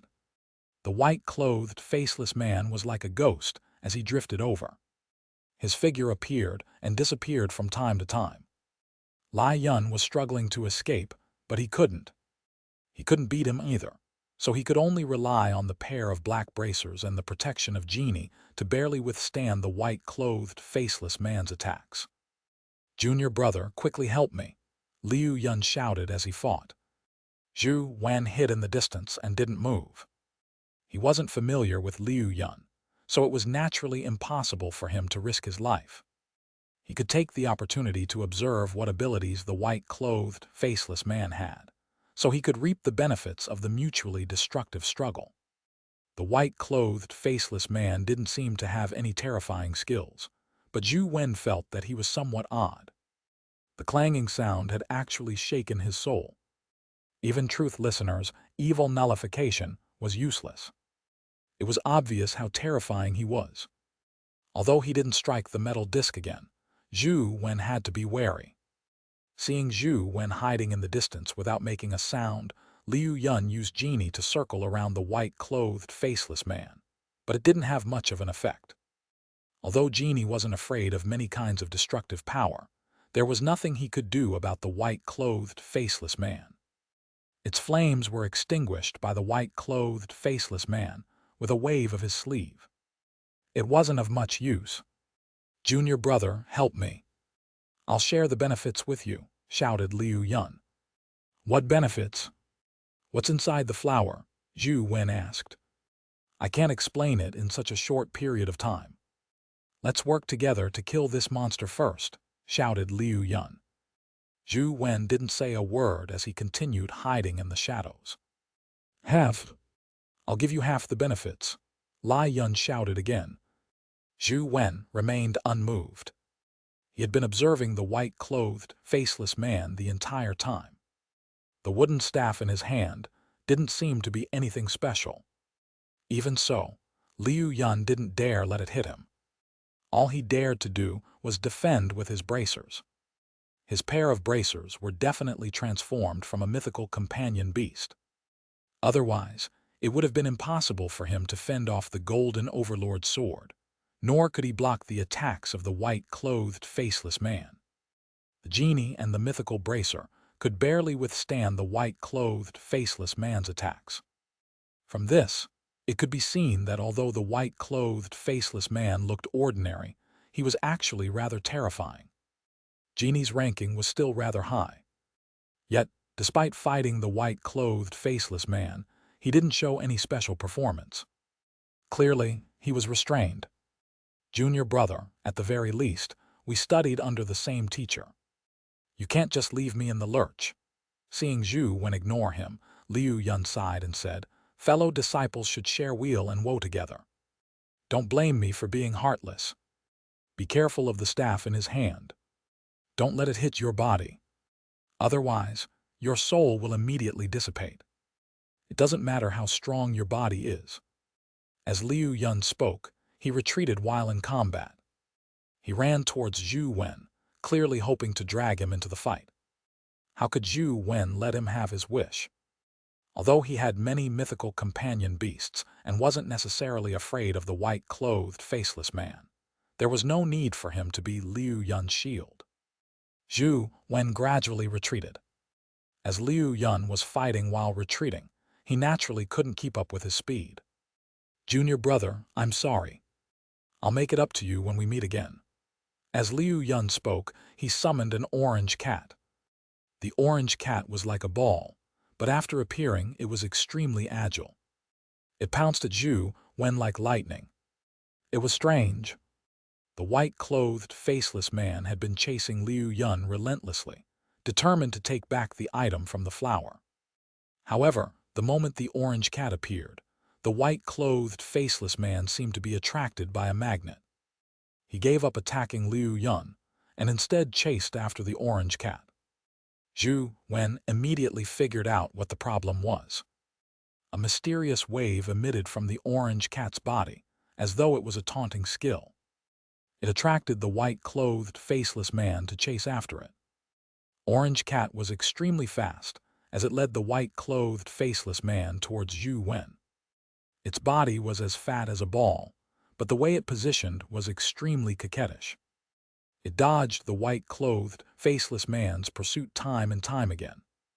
Zhou Wen pulled out the golden overlord sword and slashed out a few sword beams at Orange Cat, but it dodged them all.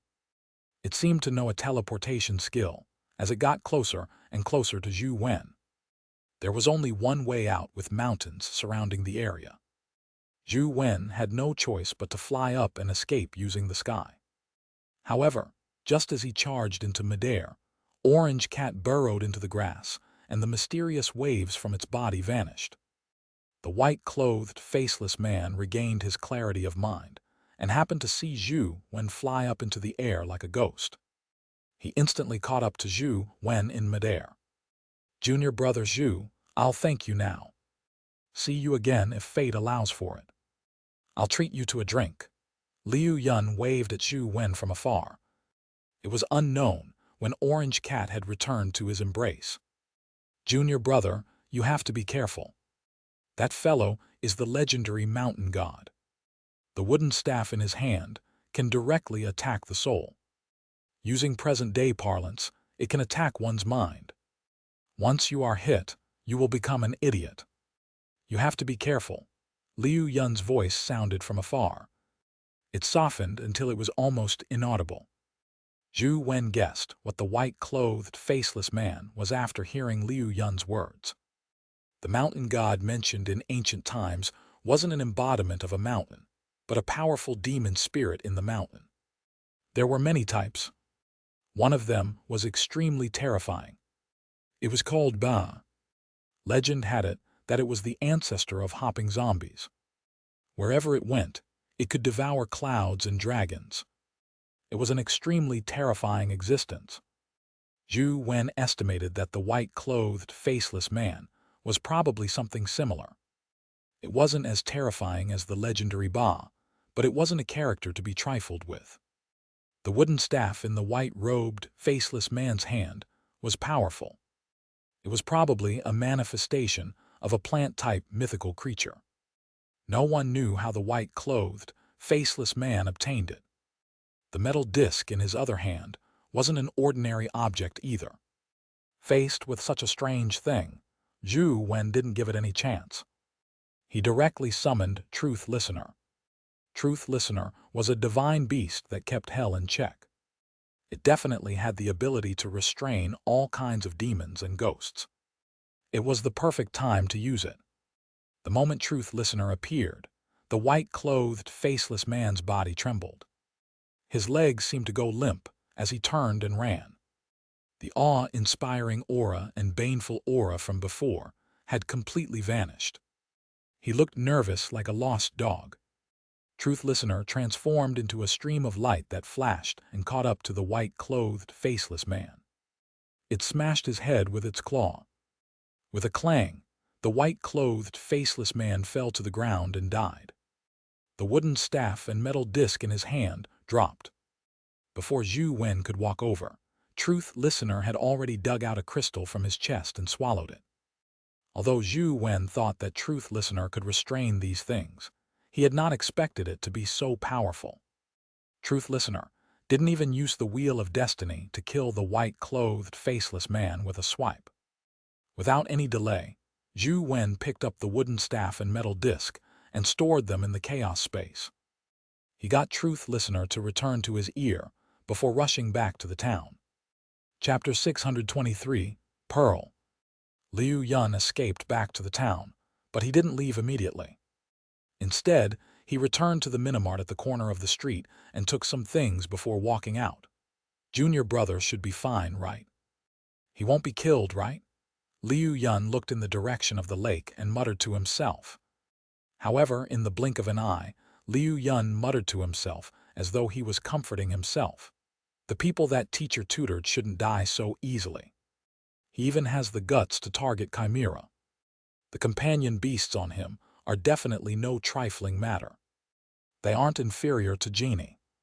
Furthermore, with the golden greatsword and the six-winged guardian dragon, he should be able to escape even if he can't defeat Mountain God.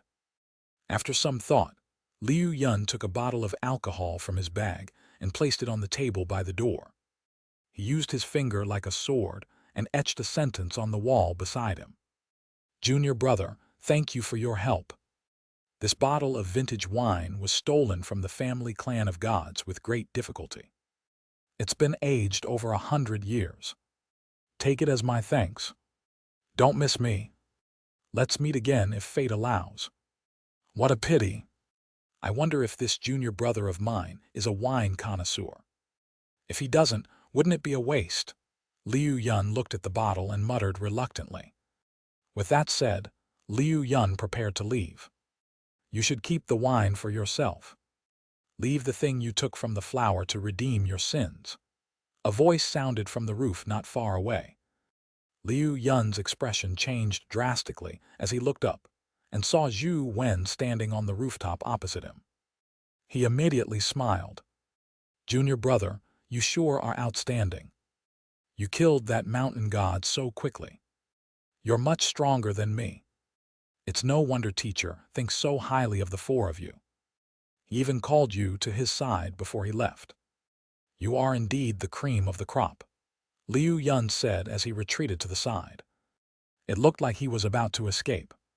If I were you, I would stay still, Zhou Wen said indifferently without stopping him. I also wish to have a good chat with you, junior brother. Unfortunately, the Bureau is hounding me. If I were to stay here, I'm afraid I would implicate you. That wouldn't be nice. I'll take my leave now. As Liu Yun spoke, he directed strength into his feet and attempted to rush out. However, just as he exerted strength, the ground beneath his feet exploded. It was as though he had stepped on a landmine. Liu Yun's reaction was fast enough as he tumbled away, reducing most of the explosive force. However, wherever his body rolled on the ground exploded. Ah! Screams and explosions rang out. By the time Liu Yun stopped, his body was already charred black. His hair was standing up and still smoking. Junior brother, I never expected you to be proficient in life blast. That's not right. You didn't use a life form for the blast, so it shouldn't be life blast. What skill is this? Liu Yun stood rooted to the ground and didn't dare move. He forced a smile and asked Zhou Wen. I don't know what skill it is either. If you are interested, why don't you try taking another step? Zhou Wen said indifferently. When Liu Yun was packing up, Zhou Wen had already directed Explosive Fiend Man to set up many time blasts nearby to prevent him from escaping. Junior brother, we are fellow disciples. Why do you have to do this? Why don't we do this? We'll split this treasure equally. Liu Yun took out something from his pocket. Zhou Wen carefully sized up the item in Liu Yun's hand. It was a blood-colored bead that was the size of a billiard ball. It was completely blood-red and crystalline, like an alluring red pearl. It flashed with a red glimmer, as though something was flowing inside. Leave your life, or leave that pearl behind. You can choose either one, Zhou Wen said. There's no need to be so ruthless, right? Liu Yun smiled bitterly. If it wasn't for teacher, you would have died the moment you lured Mountain God to me, Zhou Wen said. In fact, it wasn't entirely because of this that Zhou Wen didn't kill Liu Yun. Firstly, Liu Yun's abilities and companion beasts were rather odd. He didn't know what other means he had, so Zhou Wen wasn't completely confident that he could ensure retaining him while not having the red bead destroyed. Zhou Wen's interest in treasures was far greater than killing someone. Secondly, Liu Yun had also told him about Mountain God when he left. Furthermore, there was a high chance that he was Wang Minjuan's student. There was no need for him to fight him to the death. Forget it. You are my junior brother after all. I'll give you this treasure. As Liu Yun spoke, he threw the red pearl at Zhou Wen. He summoned Genie at the same time and made it open up a path for him to escape in another direction. The direction he chose wasn't to leave the town, but to go towards the lake. Liu Yun thought that Zhou Wen had set up a trap to prevent him from escaping. He thought he would have set up a trap in the direction of the town's exit, so he would escape into the forest before scaling a mountain. Naturally, he would be able to escape. After all, there probably hadn't been enough time for Zhou Wen to set up traps all around him. Zhou Wen reached out to grab the red pearl, but he realized that it was only a bubble. It shattered with a touch. "Junior brother, you're still too young to fight me." Liu Yun held the red pearl in his hand and quickly rushed towards the forest outside the town. Genie charged ahead, and there didn't seem to be any explosions. Things had developed according to Liu Yun's expectations. Zhou Wen hadn't set up a trap in this direction. Genie charged into the grasses and was fine, but when Liu Yun rushed into the grass, the plants suddenly exploded like bombs. Immediately, a series of tragic cries and explosions sounded. When everything calmed down, Liu Yun was already lying on the ground covered in injuries. His handsome face had turned black, and most of his hair had been burnt. "Try running again." Zhou Wen came to Liu Yun's side and took a deep breath. The red pearl was sucked out of Liu Yun's sleeve and landed in Zhou Wen's palm. "You and your schemes. There's nothing impressive about using traps and harming others. If you really have the ability, remove the surrounding traps and fight me openly. Whoever wins the battle will have the treasure," said Liu Yun with a righteous tone. Zhou Wen curled his lips in disdain. This wasn't the first time he had been hoodwinked. Once bitten, twice shy. Wang Minjuan's students looked young and handsome, but, including Wang Minjuan, none of them were decent. Zhou Wen wouldn't fight him in an open match, unless he was crazy. "Why are you being pursued by the Bureau?" "Is it because of teacher?" Zhou Wen asked. "No." Liu Yun shook his head.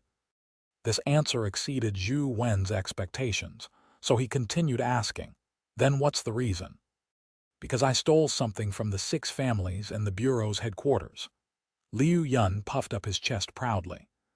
However, because he looked as though he had been struck by lightning, he didn't look that impressive. Chapter 624, Signature in Hand. "What did you steal?" Zhou Wen asked. Liu Yun opened his mouth, but he suddenly closed it again. He was regretting it now. He shouldn't have been greedy for the alcohol and food. After escaping, he should have left the town. Liu Yun originally imagined that Zhou Wen wouldn't return so quickly and would definitely be entangled by Mountain God for a long time.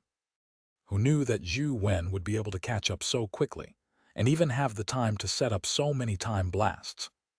If he had known, he wouldn't have done all those things and would have long fled. "I didn't steal anything valuable. They're all small things." Liu Yun changed the topic and said, "Junior brother, you have taken the treasure too. It's time for me to leave. Can you remove your traps?" Liu Yun had never seen an essence energy skill like Time Blast. He had seen Life Blast in the past, and he could also see the traces of Life Blast. However, it wasn't easy for him to see any flaws with the explosive fiend man's Time Blast. Furthermore, it wasn't just used on living bodies. This made him stumble and suffer. "Sure. Sign here and you can leave." Zhou Wen placed a piece of paper and a pen in front of Liu Yun. "Junior brother, what are you doing?" Liu Yun had been through a lot, so he knew that things weren't as simple as signing an autograph. "You can leave after you sign your signature," Zhou Wen said. Liu Yun forced out a smile. "It wasn't easy for us fellow disciples to meet. As a senior brother, I should stay and accompany you more. Even if you don't want to leave, you have to sign it," Zhou Wen continued. Liu Yun's expression immediately turned bitter. "Junior brother, we share the same roots, so why torment each other? Can we negotiate this nicely? Don't you want to know what companion beast I will use to challenge Chimera? Then I'll let you experience it for yourself." Zhou Wen looked at Liu Yun and was about to summon Tyrant Behemoth. "I'll sign it." Before Zhou Wen could summon Tyrant Behemoth, Liu Yun quickly picked up the paper and pen and signed his name before handing it to Zhou Wen. "Junior brother, what's the use of this signature? As long as you don't spout nonsense, this signature won't be of any use." "Don't worry." Zhou Wen folded and put it away when he saw the words Liu Yun. In fact, the authenticity of the name didn't matter. As long as he signed it in person, Explosive Fiend Man's death list would take effect. Now, with just a thought from the Explosive Fiend Man, He could kill Liu Yun, who had signed his name. "All right, you can leave now." Zhou Wen turned around and walked towards the town square. "Remove the traps first before you leave." Liu Yun had suffered terribly from the time blast. If it wasn't for the time blast, he would have fled long ago. After all, he was only at the epic stage, and his mythical pets couldn't protect his entire body. He really couldn't withstand the continuous explosions. "There's no more left. I didn't have much time just now. I only had time to set up that many." "You have already detonated them all," Zhou Wen said without turning his head. Liu Yun's face looked livid when he heard that. If he had known this would happen, he would have been able to escape even if he was injured. He had been robbed of the red pearl for nothing, and had even signed his name for some unknown reason. "Why aren't you leaving? Why are you following me?" Zhou Wen asked when he saw Liu Yun follow him from behind. "Junior brother, I don't feel at ease until you explain what that signature is for. It's better I follow you." Liu Yun had seen many strange essence energy skills before, so he knew of some special essence energy skills that just needed a name to kill someone thousands of kilometers away. Liu Yun didn't know which type of essence energy skills Zhou Wen had, nor did he know what use it had. How could he leave just like that? "Up to you." Zhou Wen continued walking towards the town square. "Junior brother, why don't we do this? I'll tell you a secret of the Cape family." "Why don't you return the paper to me?" Liu Yun said as he walked. "I hate hearing secrets the most," Zhou Wen said. However, Liu Yun continued disapprovingly. "The secret I'm talking about isn't an ordinary piece of news. A while back, I tried my best to sneak into the Special Inspector Bureau and the few large families, and learned quite a lot of secrets. You know the Zhang family, right? The family of the Hero King, the Zhang family's princess, Zhang Yuzhai. You know why the Zhang family dotes on her so much." "Why?" Zhou Wen was intrigued. "Because she's very special. In recent years, the Zhang family's strength has increased tremendously. It has something to do with the little princess of the Zhang family. I accidentally discovered this secret when I sneaked into the Zhang family residence to steal something. Other than the few upper echelons of the Zhang family, I'm afraid I'm the only one who knows this secret." Liu Yun deliberately kept him in suspense. Zhou Wen didn't pursue the matter. He walked all the way to the square and saw the black cube. Seeing that Zhou Wen didn't pursue the matter, Liu Yun continued, "I'll treat this secret as a free gift to you. The little princess of the Zhang family has a special life providence. With such a life providence, she can easily gain the favor of any dimensional creature, allowing them to treat her as one of their own. Think about it, this is such a terrifying ability. With Zhang Yuzhai, the Zhang family can easily grasp the habits and abilities of those mythical creatures. Then, killing those mythical creatures will be much easier. Such a person will be doted on like a princess no matter where they are. They definitely won't let anything happen to her." "Zhang Yuzhai really has such a life providence?" Zhou Wen asked in surprise. "Don't doubt me. I heard it myself. It's definitely not fake news," Liu Yun swore.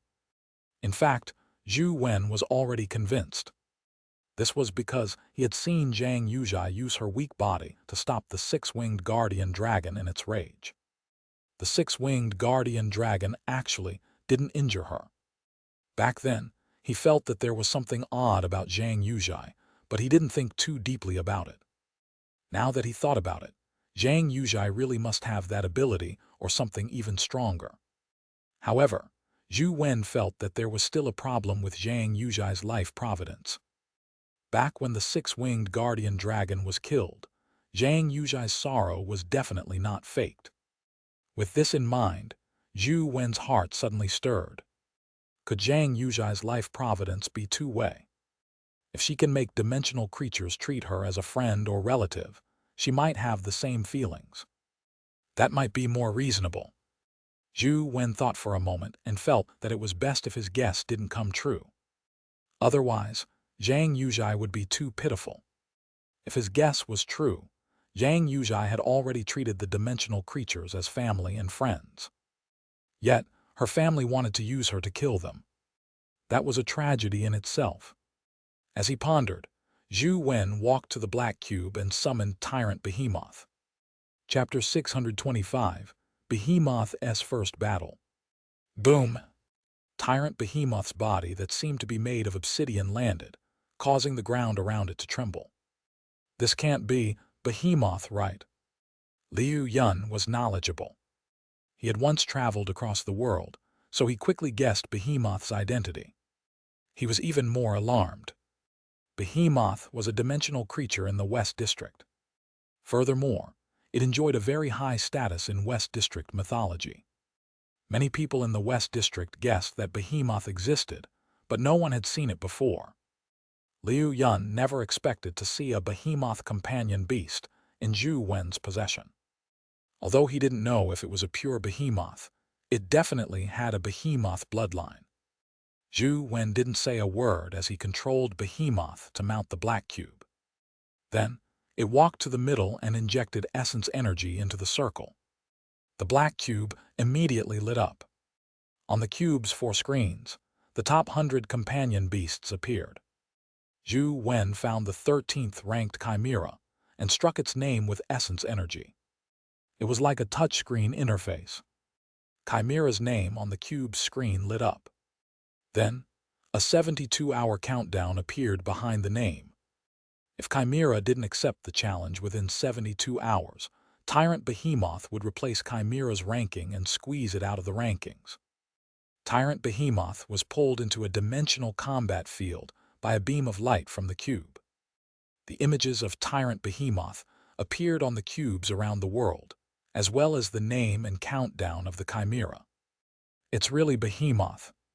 Liu Yun saw the name on the cube and knew that his previous guess had been correct.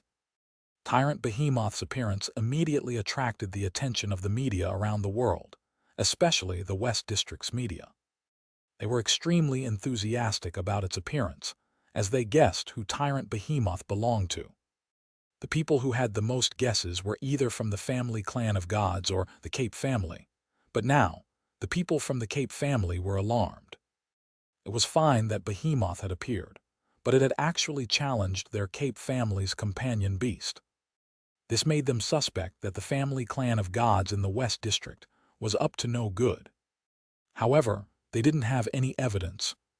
Chimera's owner didn't immediately accept the challenge. The Cape family used all sorts of channels and means to begin investigating if Tyrant Behemoth was the doing of the family clan of gods, or if others in the West District were secretly enemies with them. Another family that paid attention to Tyrant Behemoth was the Zhang family. Others didn't know of Tyrant Behemoth's origins, but the Zhang family knew very well that Tyrant Behemoth's companion egg had originally belonged to them. It was only because of a traitor that they had lost the Tyrant Behemoth companion egg. It has finally appeared. The Behemoth companion egg that our Zhang family lost. Xianxia stared at Tyrant Behemoth in the video with a dark expression. There were many brothers and many geniuses in the Zhang family. Mythical companion eggs weren't enough for them all. If the Behemoth companion egg wasn't lost, Xianxia had a great chance of becoming its master. Therefore, Xianxia paid special attention to this matter. Xianxia patted Xianxia on the shoulder and said, "Don't force yourself when it's destined. There will be stronger mythical companion beasts waiting for you in the future. I just want to know who stole the Behemoth companion egg and took what belongs to our Zhang family. They must pay the price," Xianxia said. "According to our previous investigations, it's most likely done by the overseas faction. When I return, I'll accompany you to see," Xianxia said. Xianxia shook his head slightly. "Brother Q, let me handle this matter myself. How are your preparations?" Dugu Ji and Xia Liuchuan are already on their way. I hope there will be a result.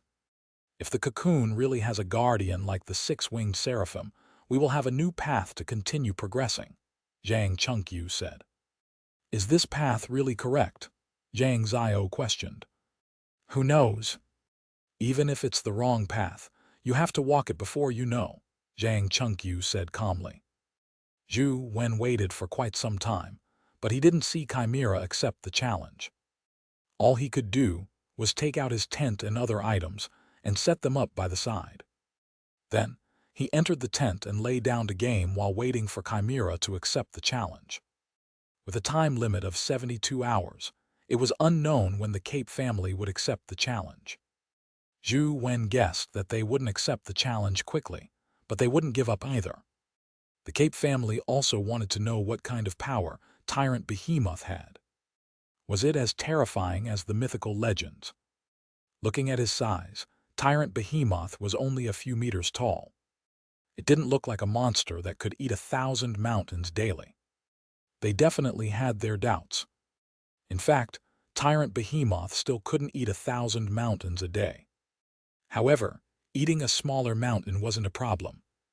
Its body could change in size freely. This was the most confusing part. Even if it was just a test, the Cape family wouldn't let Chimera surrender without a fight. However, they would definitely be very careful and wouldn't give Zhou Wen too many chances. Therefore, Zhou Wen had to deliver a death strike to prevent them from even having the chance to admit defeat. As Zhou Wen expected, Chimera finally accepted the challenge after more than 20 hours and appeared on the cube's arena. The media immediately perked up as they live-streamed the battle. Behemoth and Chimera were terrifying existences in legend, but from a mythical point of view, Chimera was definitely not as strong as Behemoth. However, Tyrant Behemoth was only a few meters tall. Although it looked very strong, it didn't seem to have the advantage when compared to Chimera, who was more than 10 meters tall. After Chimera appeared, it immediately ran quickly. However, it didn't rush towards Tyrant Behemoth. Instead, it quickly circled around the arena and went behind Tyrant Behemoth. It suddenly leaped up and spread its wings. At the same time, its 3 heads roared together, condensing 3 different powers. It was like 3 light spheres were constantly expanding in their mouths. After the red, yellow, and cyan beams reached an extreme point, they fused together like a volcanic eruption. They transformed into a terrifying white energy beam that struck Tyrant Behemoth in the arena. That terrifying power appeared to blast through the entire arena. The Cape family is really careful. They actually used Chimera's Wheel of Destiny, Gene Disintegration Ray.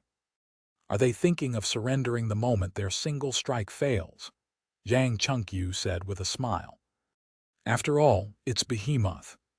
It's only right for them to be careful, Xianxia said. And Tianzuo was also watching this scene inside the Luoyang and family residence. Although Chimera isn't the strongest mythical pet, its Gene Disintegration Ray is indeed a very domineering Wheel of Destiny. If Tyrant Behemoth underestimates its enemy, I'm afraid it will suffer greatly, and Tianzuo said. Young Master Wen shouldn't be someone who underestimates his enemy, and Sheng said with a smile. How do you know that the Tyrant Behemoth must be his? Since when did you become so careless? And Tianzuo sneered. Yes, Overseer. I've learned my mistake, and Sheng said, but his eyes remained fixed on the projection.